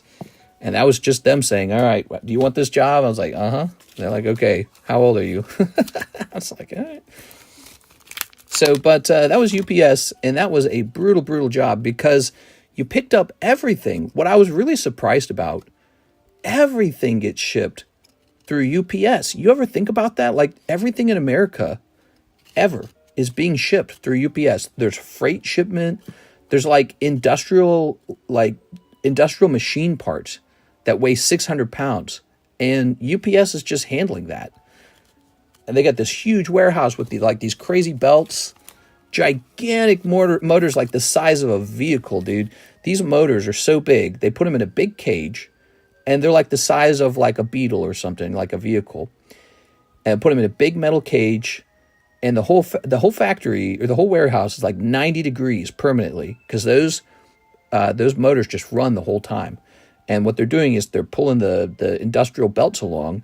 And if you get a 150-pound industrial drill for like a big machine or a boat or whatever, well, I don't know who uses that, but I had to pick that up one time. If you get that, you still have to put that on that belt, and those motors still have to drag it along. So it's really impressive, the whole thing. And it's just brutal. It's like the most brutal sort of like pick up bricks and move them from point A to point B kind of job. And there's no in between. There's no little break. There's no nice break room with air conditioning and ice cream. That doesn't exist. They're just work, work, work, work, work. Screaming, yelling. People getting angry, losing their temper, throwing up because it's too hot. Yeah, it was really wild. All that so that you and I can get our packages on time from UPS. And it was just really horrible to watch. Like everyone was miserable and sweating buckets of sweat. It was really horrible. And so this was the distribution hub in Earth City, Missouri, by the way. It's one of the major, I think it is the major distribution hub for St. Louis. And they have this gigantic facility with like 100 trucks going that way and 100 docks going that way to receive and to send out. And during our training, we were taught they have a 24-hour ambulance that goes around in a circle, just waiting for people to get hit, waiting for people to pass out from heat exhaustion or to get very severely ill or to have some kind of injury. So they just have an ambulance 24/7, just waiting to take you to the hospital. And it just waits. It just goes around the building at night. Really interesting. So that was my experience at UPS. I did quit that job because it was so bad. I was like, I don't need this. I was making a little bit of money while I was in college, But I already had money coming in from my sales on eBay. I would sell stuff on eBay. So I was doing that. I was doing UPS. And it paid, I think it was like $10 an hour. That was it. The most severe work I ever did. The most dangerous work. Easily the dirtiest work.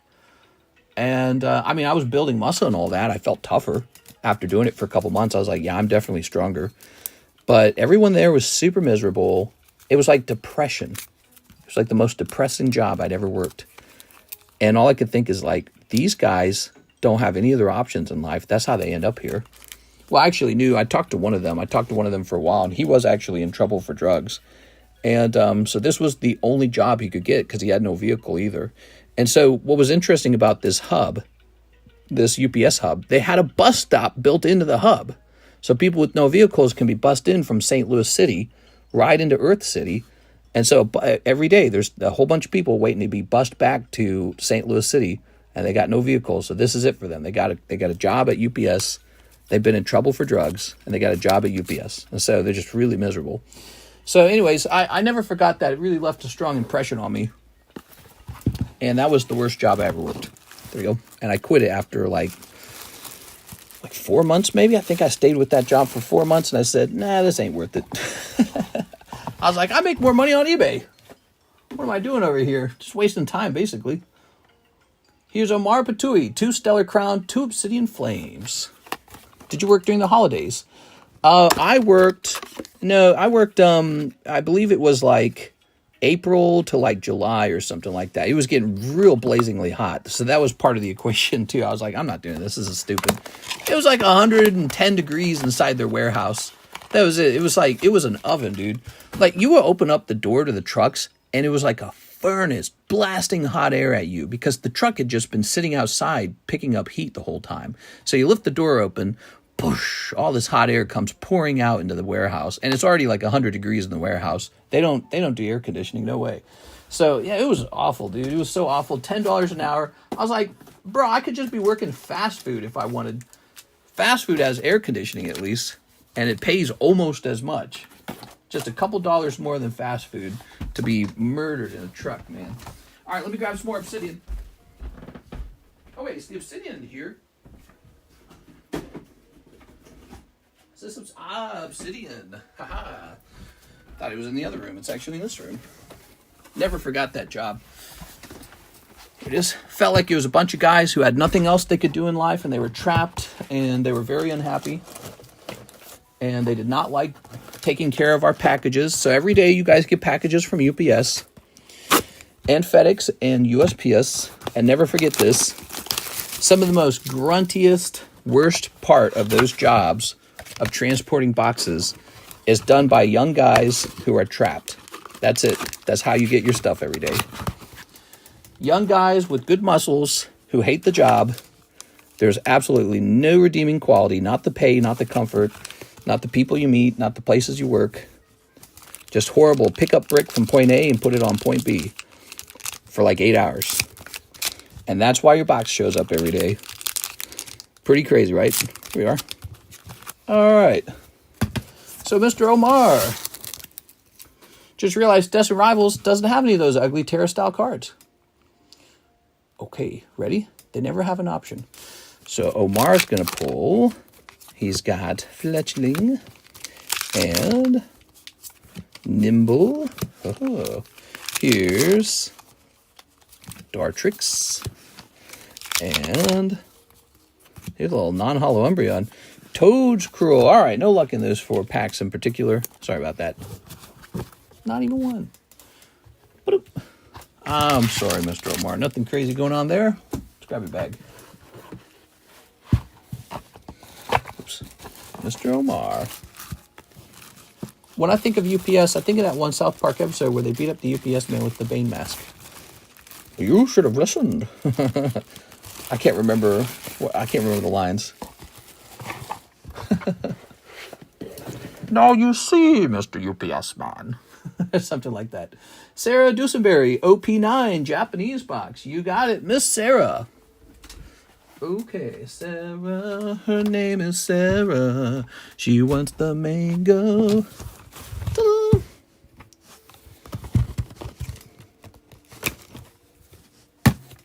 Husbands don't like it when you sleep with their wives, Mr. UPS man.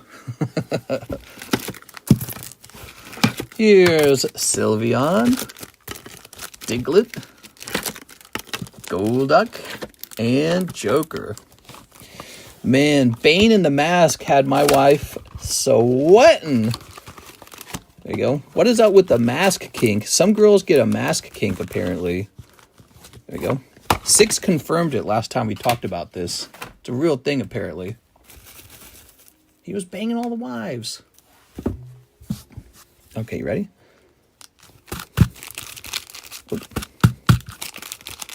All right. Very good. Snipping this. Sneep. Snipping this. Lol, yes, just like that. Oh my gosh, yes, that's it. That was a good episode. All right. Oh, there's a new season of South Park coming out. I hope it's good, man. I hope it's good. I really like South Park. It's such an excellent brand. Sneep. All right. Lots of sneeps in.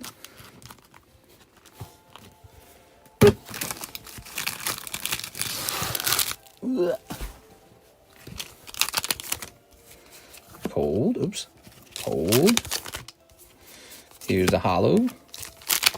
Here's a hollow. Here's an SR. Rawr.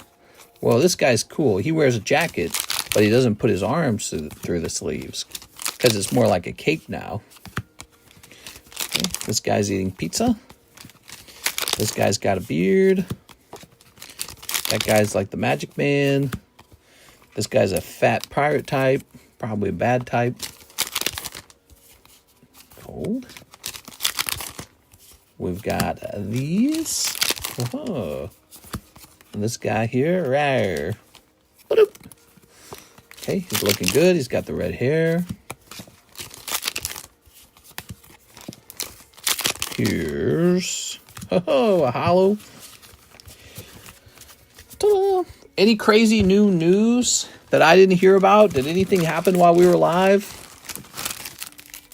Do you wear a cape, Asmer? Here, oh, the captain guy. Rawr. Hollow. Nowadays, the news is all crazy. So you just kind of wait for something new to pop up. Oh, double hitbox this time. I'm liking it. Look at those crazy teeth. Okay. Oops. Hollow. Hollow. SR. They caught the shooter. I heard about that. It is. All right. Very nice. Miss Sarah. Child attacked by pitbull. But is that news? Yes. All right. So that is Sarah. That's hard to hear, man. You don't like to hear that. Now, wait a second. So you had a full box over here. And what about this? Is this full too?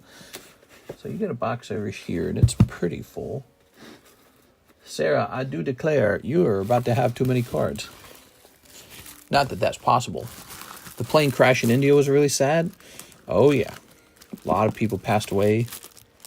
I saw a lot of racism come out of those comments, man. Did you guys catch that? I was reading about it on, social media as usual. And people are like super racist against Indians, and I don't agree with that. And it kind of took me by surprise. It wasn't always that way, In the past, I never heard so much racism against them, and it just kind of crept up over the years. I don't know when all that started, but I don't like that. Yep. When did all that start? Okay, I'll just take the hits. All right, just the hits, nothing but the hits. Miss Sarah. All right. Yeah, people got really mean, dude. So much racism nowadays. Well, in the past, you never really heard that much. There was never that much. Now it's like really toxic, dude. I was like, what did they do? Here's Kieran and Knockdown and Hello Kitty, meow, and Electric Battle Pikachu. Very nice. Mr. Omar, Magic the Gathering Final Fantasy Booster Pack Break. Here goes. Mr. Omar Faba. Anyways, I don't like to see that. I think it's kind of like this thing where maybe it's been like socially acceptable to make fun. You know, you ever notice that? Like some groups you can kind of make fun of it and everyone just kind of goes along with it. But it's like, it's gone too far, I feel. It's gone way too far. All right, let's see. Personally, I feel that way. Here we are. All right. 2, 3, 4, 5. Aha. I think it's more prominent because more people are expressing their opinions. Well, again, so my theory is sort of like sometimes with the group, you can poke fun at them and everyone has a good laugh. And it's just sort of like you're joshing each other. You're ripping on each other because you're dudes. And so, you know, you can get away with saying some bad stuff. You know, and if there's a bit of tit for tat, you know, back and forth. So, and online, I never really saw that much racism toward Indian people online. I don't know why. Maybe that's just what I've seen. But over the last couple of years, maybe like the last 2 years, it like sharply got really negative. And that plane crash, every single time I ran into a video, I'd turn it on, and it was just full of just pure hate. I was like, what the fuck? Holy cow, man. So many comments that were so nasty. I didn't get it. Zachary, he says, Luffy wanted break and box of Nikke English with store credit. You got it, man. So let's start with the wanted break. Here you go, Zach. This 371 shall go down to 331. Okay. All right, 331, and then a box of Nikke English. I think I have a box of Nikke English right here. Boop. And $96 for the box. Cool. It's like MW2 channel steroids. Yeah, something like that. Memes, racism has become somewhat trendy. Well, I think there's a difference between like trying to be edgy and just straight on hatred, you know, because that's what it felt like when I was reading the comments, because it was so dark, you know, it was just too dark. All right. Really nasty stuff. It's going to say 235. And I started to realize, I was like, nobody ever speaks up and says, you can't behave that way, you know. All right, there it is, 235. A lot of our attention heads toward maybe other groups when it comes to hatred or like racism. But nobody ever says, you can't talk to this other group that way. You don't hear that very often. All right, here goes. Okay. Go ahead and peel that. Ta-da! Oops. Popping that up. Popping this up. Life's too short for all that. Yeah. Yes, indeed. I was just surprised by it. I was really taken off. I was really taken by surprise by it all. Tossing this over here. I don't like it when people hate on each other. Snipping this. But especially like Indian people, they just, what are they, like busy being brilliant software engineers? Oh no, look out. And doctors, look out. Really smart, useful people doing useful things. Yeah, there's a lot of hatred, I guess. I've seen those street foods in India where like it'll be kind of not so hygienic, to say the least. But, you know, that will be like just one part of their country, probably kind of like the slums a little bit, you know, and that's just what's going on over there. Here it is. You can't judge everyone by that. They got like billionaire homes and billionaires out there too, you know. Here. All right. We got hillbillies and rednecks on our side of the country, our side of the world, doing crazy stuff. Moonshine. All right, you ready?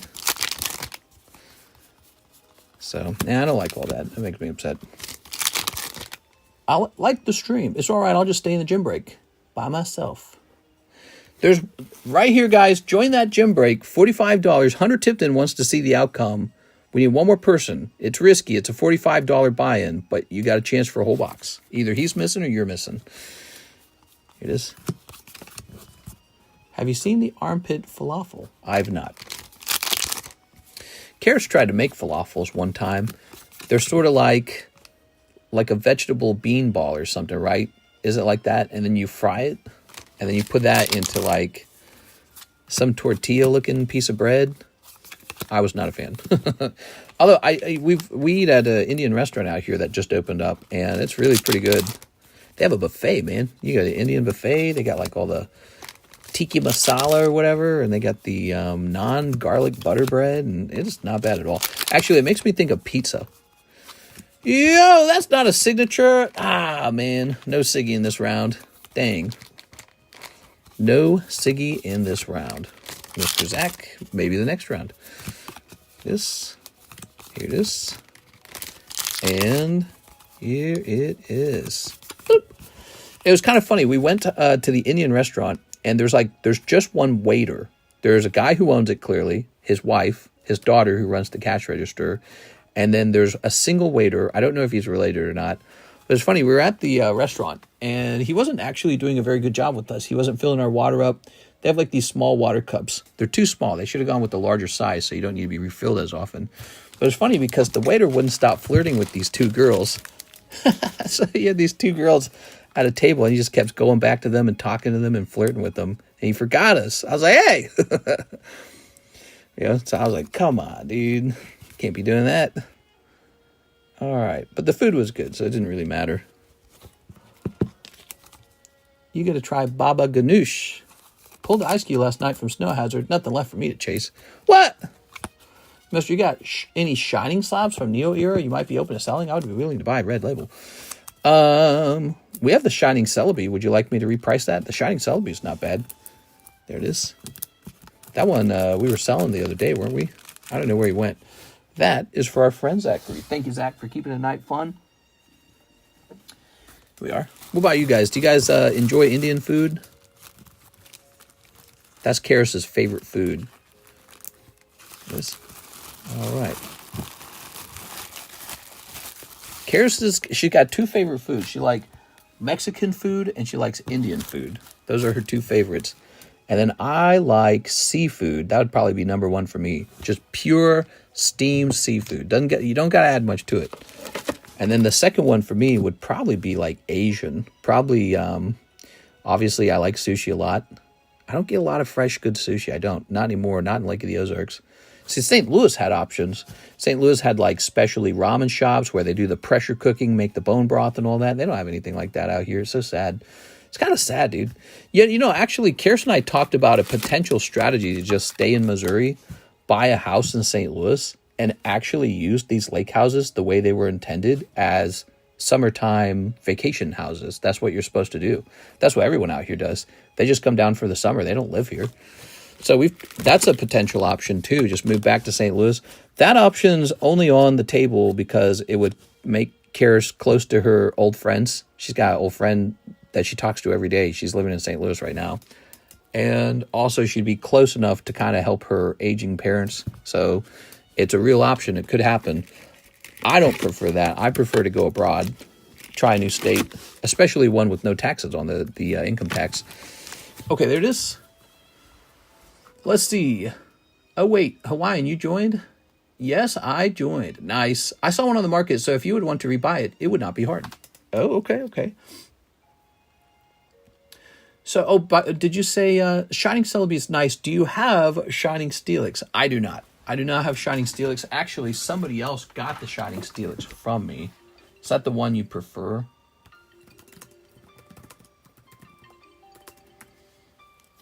Did you add him into the wanted? Yes, I think I did. Did I add who? Mr. Zach? Omar wanted in. Did Zach want in too? Hold on, let me see.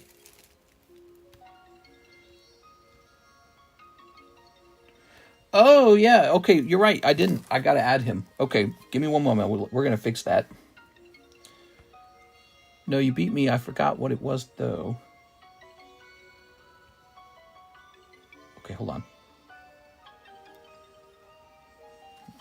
Yeah, I don't have a Steelix, I'm afraid. Wow, you're so expensive now.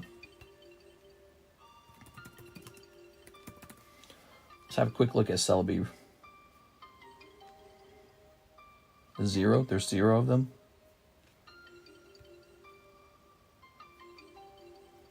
Whoa. That sold on June 2nd. That's crazy. Whoa. Even in the time period. So I had that Shining Celebi up on this table once. Not that long ago, like a month ago. And then I took it back down because nobody bought it. And then the only one on eBay is sold now. So it's like, what do I base my price off of? So Zach, we took $40 off. We need to put his card in there. Here you go, Zach. Sorry about that. Zach would have noticed that. He'd have been like, hey. Oh, no, wait. This is the Final Fantasy bag.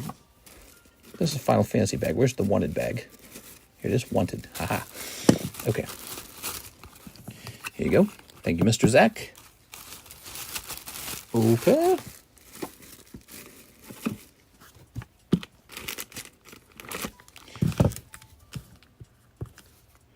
Clicking on that. Oh, yeah.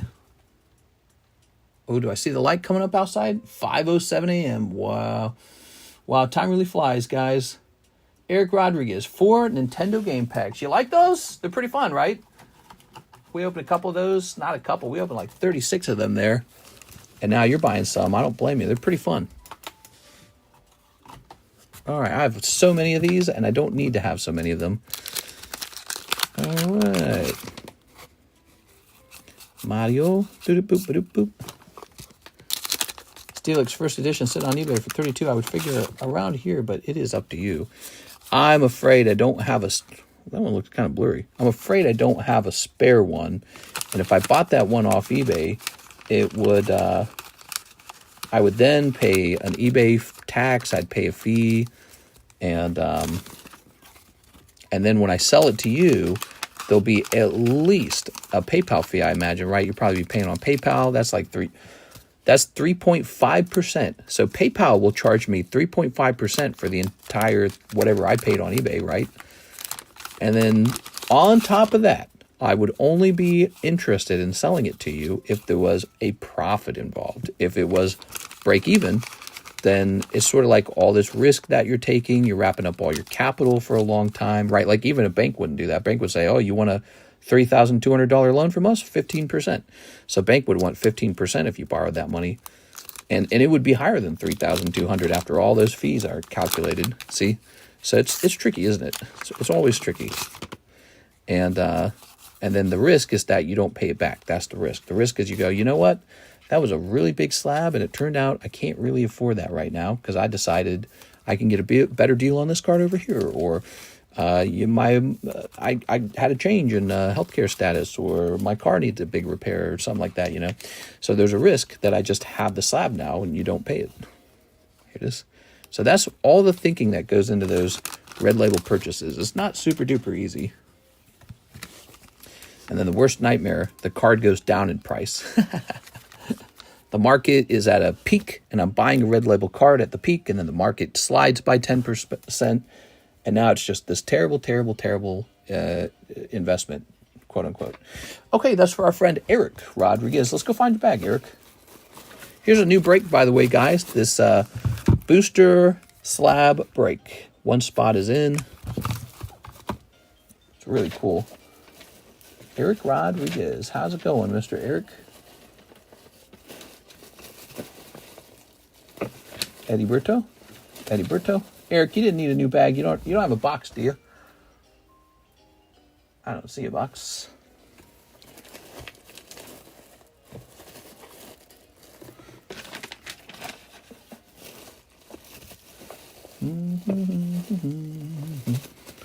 Maybe I gotta do a better job acquiring some high-end slabs more recently, but I'm not sure if now's the time to be buying high-end slabs. Well, that Magikarp is 6. I want it a 10 though. You know, I've been changing my opinion on collecting, on the importance of collecting like 7s or whatever. For me personally, I'm gonna be starting to collect cards that are no longer 10s. You will actually see that coming in very soon. I've already placed about $1,000 worth of purchases on cards that are not PSA 10. And the reason for that is because I'm convinced PSA 10s are so expensive now This is it. Eric Rodriguez. Got your bag. Found it. I was referring to a possible price on Syllabi since there's none on the market to price it up as a kind of confusing guess. Yeah, well, you know, so you could say, well, if the last sold is 3 point this, maybe 10% higher, maybe 15% higher, you know, maybe there's some correct percentage to increase the value by. Or I could just hold mine and see what the next one sells for. Here's Sarah, 1 box of OP, PRB1, and 5 Pokey Shuffles. You got it, Miss Sarah. 5 Pokey Shuffles. Good luck in there. Okay. 1, 2, 3. 1, 2, 3, 4, 5. Oh, you've got the Hello Kitty red balloon, and you've got the Fooey Coco. So, Sarah, you can have the Hello Kitty card or $50 store credit. You got to pick one or the other. Let's go get your stuff. Here it is. He's a $70 card, but you can have it. You can have $50 store credit instead of the Hello Kitty card. So this one lets you choose between those two things. Now let's go find Fooey Coco. Stupid traffic and accidents. No! Tammy, you can't be driving this much. You gotta keep that car fresh, Tammy. Where's Fooey Coco? All right, you can drive that much. There you go. All right, not a bad round. Is Sarah here? I feel like Sarah might be tempted to keep the card.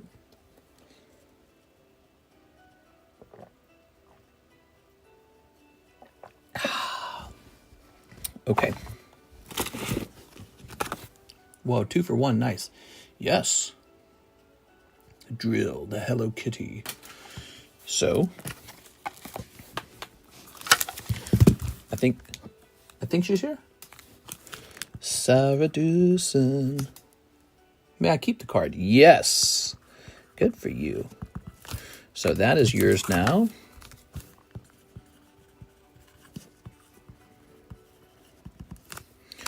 All yours. Ta-da! 1 box PRB1. So the Japanese PRB1, which we have right over here. I can't reach it. There it is. Woo! I've driven 17 hours in 4 days. Tammy, what are you doing, Tammy? No! Tammy, you're like an unpaid Uber driver. Okay. Screw off for trying to say it's not bad. What's not bad? Oh, what you mean I can't drive? I was pretending that you and I were having a conversation where I was saying that you're not allowed to put mileage on the car. You go, I won't allow it, Tammy. No. Tammy, the car's depreciating as we speak, Tammy.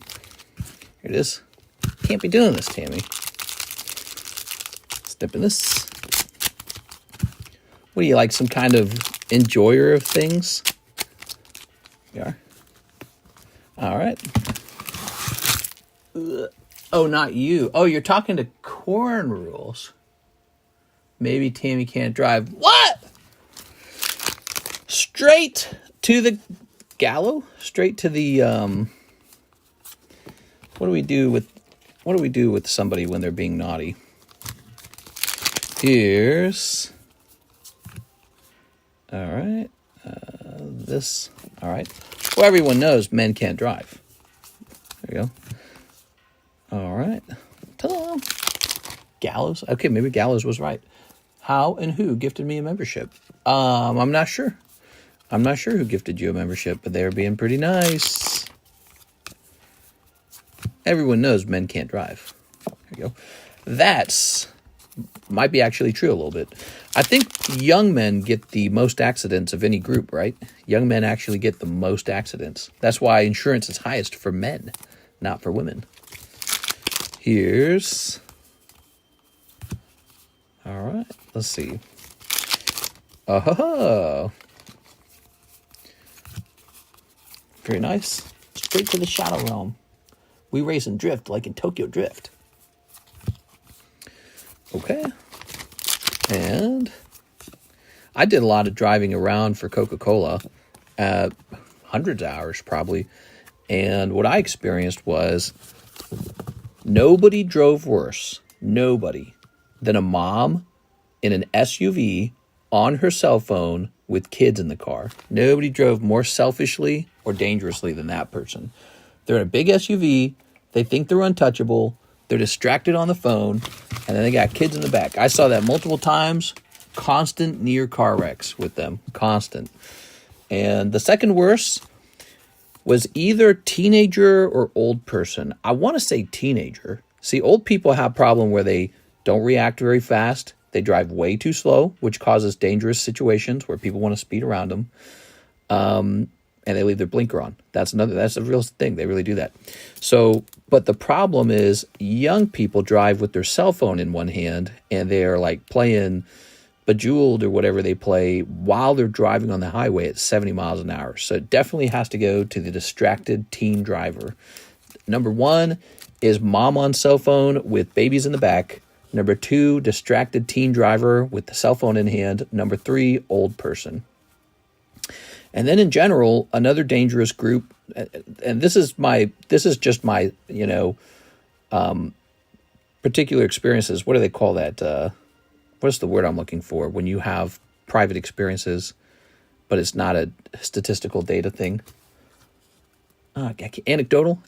These are my anecdotal experiences with drivers. But again, I drove for Coca-Cola, so I drove a lot.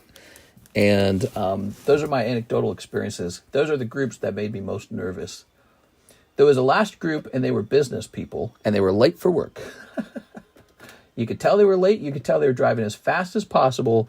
They'd be in like a BMW or something, and they would drive like they're weaving in and out of traffic to get to work on time. Super, super dangerous. There's only one caveat to them. The reason they don't rank higher, you could tell they were trying harder. Like they were really paying attention, like they knew what they were doing was dangerous. So they were paying real close attention. So that's the only thing. But they created dangerous situations, especially if you mixed them with an old person driving under the speed limit. Then it gets really dangerous. So there it is. All right. But young people made me nervous. Old people made me nervous. The aggressive business person made me nervous. And nobody made me more nervous than moms in SUVs. Very scary. They drive very selfishly. Like everyone's going to go around them, or like no one's going to hit them. And I saw several near hits. I saw an old man get into a car wreck where the airbag deployed and his arm was just like hanging on the side of the airbag, and looked awful. You could tell he'd been knocked unconscious. I did witness one car wreck in a parking lot, because I was in parking lots very often. And that car wreck was two moms backed up their SUVs straight into each other. And I was sitting there, and I know exactly what I was doing because I watched the whole thing. I was eating my KFC Double Down sandwich with bacon and cheese. Oh, good times. And I was just sitting there eating my lunch. That's what I would get. I would get the Double Down, and I'd just eat a Double Down in my car before I run in and get back to work. And I just, right into Deerbergs, just two moms, boom, right into each other. Real bad, too. Like, neither of them were looking because they didn't want to. And you do that, like in the parking lots, you ever run into, like, usually somebody a little bit older, and they just do not care who's behind them. They just pull right out of the parking lot. Like, they forgot that when you pull out, you're supposed to actually look. You're supposed to pay attention. If two people do that at the same time, it's a catastrophe. And they got out, and they were really angry. The Double Down, yeah, that tells you how long ago this was. Mark J. Valerian for the box gym break. There it is. All right, guys, it's going off. Hunter and Mark. Good luck, you two. She was Asian. They were not. They were both white ladies. For sure. Okay, let's see. Mark. Oh, Mark. Where's Mark? I know Mark's got a card, right? Here it is. So Mark's on this side. And Hunter. Let's see. Aha. Slap away a new vehicle for me to save on interest. The only way that's possible is because I put capital into the vehicle, which means that my capital is not earning the interest that it should. See? So swap away is tricky when you think of it correctly. buying up cards for you guys. It's basically like a loan with no interest. So I can't be doing that. Here goes. All right. My ex-girlfriend, you would think by stereotype she would be bad, but she was one of the best drivers I've seen, besides the fact she hit me twice with her car. What? She hit you twice. You didn't see my backing lights. And it was two ladies, and they just backed straight out without checking their mirror, and they just slammed into each other at the same time. It's like, what the fuck did I just witness? All right, ready? Their back windows shattered. Their bumpers were destroyed. Hunter Tipton just pulled a switch. That's a big advantage. Here's Sarah Luge. That's a good card. Computer search. Wow, we saw that happen with another guy too. Well, he just has to pull one card to beat your Sarah Luge now. Oh, wow. Okay, Garchomp it is. So he's got the Garchomp. Mark, you just missed on round 1. Round 2, he's still got the switch. Okay. Oh, he doesn't even need the switch. He's got Electivire. And that's it. That's the end of the match. Hunter Tipton swept. Congratulations, Hunter Tipton. Whoa, look at Hunter Tipton's card, man. He's actually done pretty good every time. Don't miss my Clan Pearl. Oh, don't diss my Clan Pearl. I'm just sad more people aren't adding more cards to that deck to keep it, like, interesting. You know what I'm saying? Wow. He's got a 2-to-1. Crazy. That's crazy work, Hunter. You know what you should do, Hunter? You should make a custom scorecard. So, like, pick out a bulk Pokemon card and have me turn it into a custom scorecard for $5, and then we can have it can say Hunter's so-and-so. All right, here goes. Is this the one with the Clan Pearl? That is the deck with the Clan Pearl, yes. It's a scary card. Here it is. But he pulled a computer search on round 1. You can't beat computer search except if you already have the best card in your hand. And then on the second round, he pulls a really strong Electivire. So he had it in the bag. That was definitely a lucky round for Hunter Tipton. All right, Mr. Hunter Tipton. 1 whole box of Snow Hazard. Now, since this is over, we're going to start up another one of these. Probably another box of Scarlet. Why not? Scarlet's cool. I want to see some of the other Altars in that set. So Scarlet base set, $45 buy-in. That is the next Gym Break box going up here. The name of the bag is Kyle Summers. I have like 1 or 2 single cards in my bag. You can put both of those in the deck if they're eligible. Kyle Summers. I would be happy to do that, Kyle. Okay. It's really cool. I'm actually really surprised no one wants me to do this. Because you don't have to pick your best card. Like, one of the funniest cards in the deck is actually Clan Pearl. You don't have to pick an expensive card. It could just be anything. It's about building the deck how you guys want it. And you see those decks getting used all the time. So, you know, you can really affect it. Here it is. So you got Tapu Lele. You sure have a Tapu Lele. That's it. So watch how this works, everybody. He's adding this into the deck. Now, these cards don't have to be in English. They could be any language.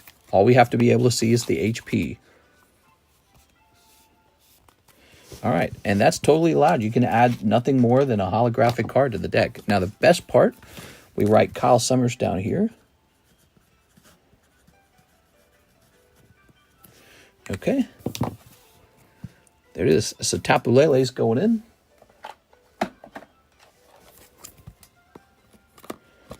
And now your card's in. See? How neat is that? So you can add a card into the deck that you really want it to, like, affect the Poke Battles. Maybe you got a favorite Pokemon. You want to see that in the deck. You know, like Tyranitar is your favorite or something. Here's Squawkabilly. Or maybe you want to add one. Maybe you do a little research and you find the most ridiculous card to add to the deck, you know. You add it. Okay, let's see. I'll add one from this box. Sounds good. The only rule is it does have to be holographic or better. But after that, it doesn't matter. Look at that. Nice Sudowoodo. Let's say you pull the Sudowoodo and he's real off-center, so you know you're not going to grade him. So you can put in something like Sudowoodo and he's off center. You haven't really lost that much. Just a small donation to the deck. It's got your name on it, so we know it's yours anyways. So later, if you're like, hey, I really want that card, you can tell me, just go get it out of the deck again.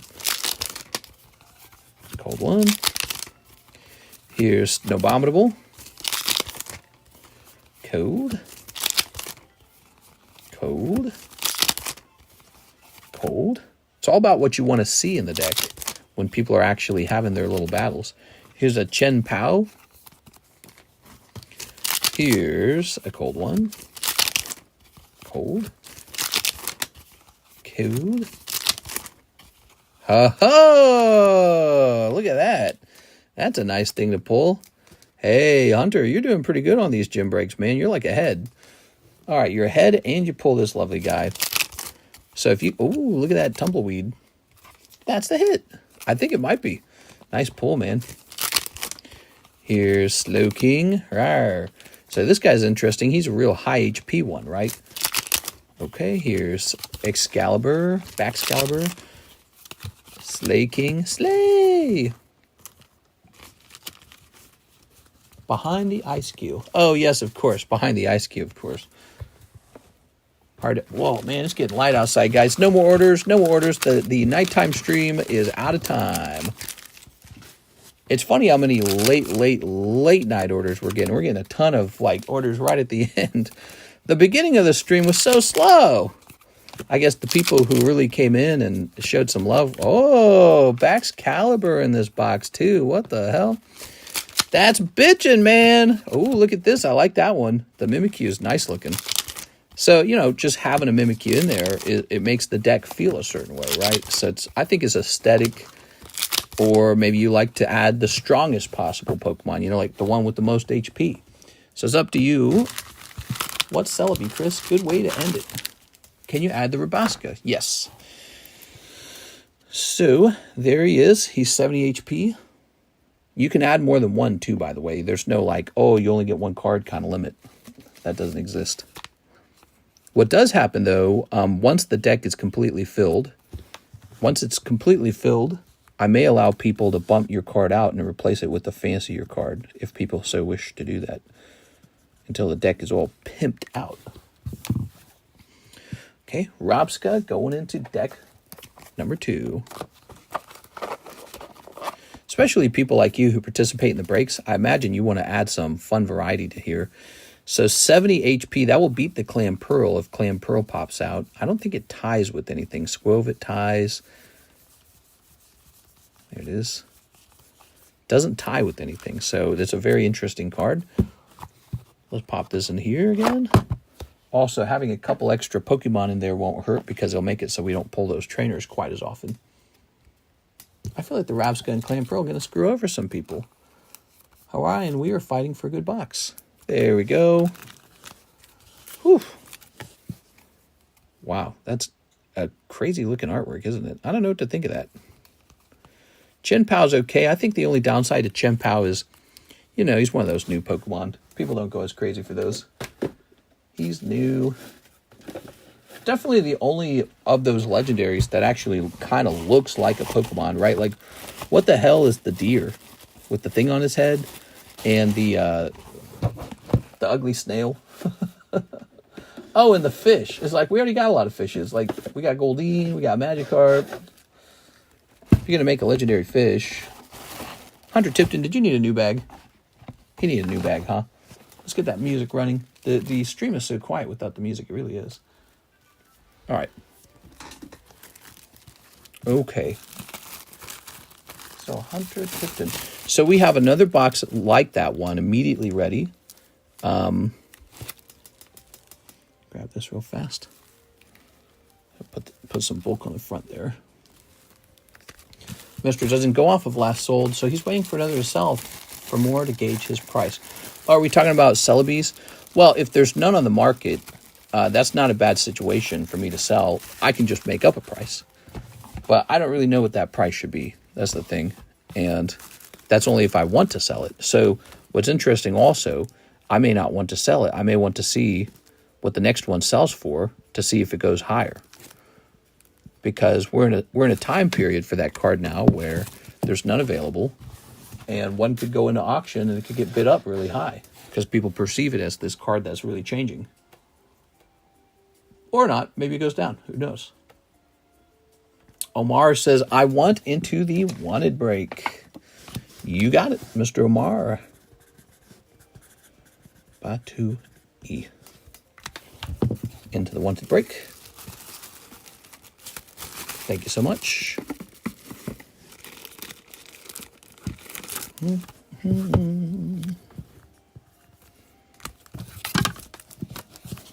Okay, that's getting pretty close to the end. All right, let's all pray for the Final Fantasy cards to get here early on. Oh, Mr. Sung In Jang, what's up, man? He wants 3 black Japanese. You got it. 3 packs of the black set. All right, I got you, man. Last order of the stream. Chris says, Mr. Last sold was 35 on June 2nd, so very recently I would be willing to do that, or potentially more, as long as it's not exorbitantly more. I hear you, man. It is. I had it for sale like last month, and I think I was asking like, was I asking 3.7 on it? I don't remember. But I had some sort of price on it. But now that there's none on eBay, I don't know if I'm as interested in selling it, because it appears to be a card moving up in price. This. Tossing that. But nobody wanted him a month ago. But now that there's none on the market, and he's a very special card, he will definitely be more sought after.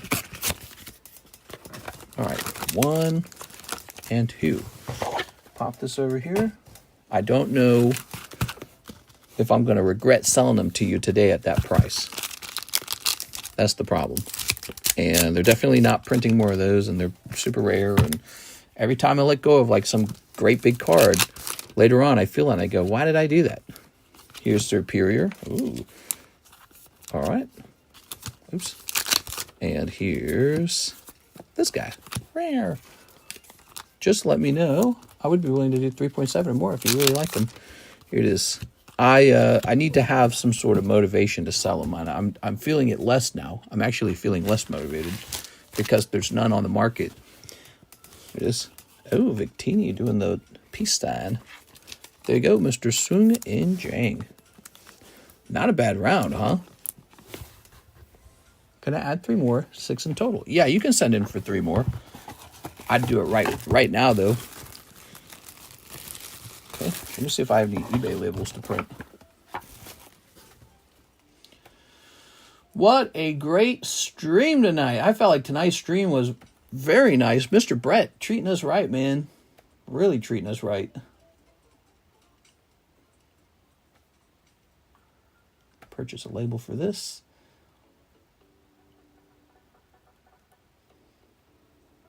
And print. PSA 9 Energy Link Reverse Hollow Foil. Stormfront. Okay.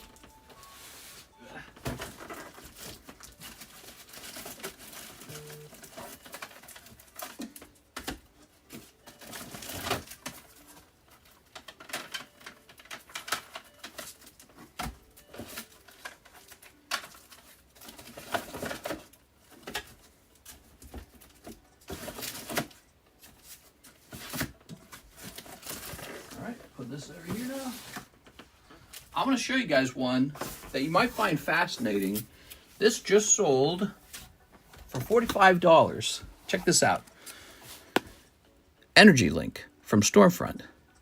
It's a really bad looking card. You know, I graded it on the off chance that maybe PSA would give me a 10. But look, it's an energy card. It's so crap. It's a trainer card. It's so crap. But I took the risk anyways because people really do buy these. Maybe not you guys, but somebody does.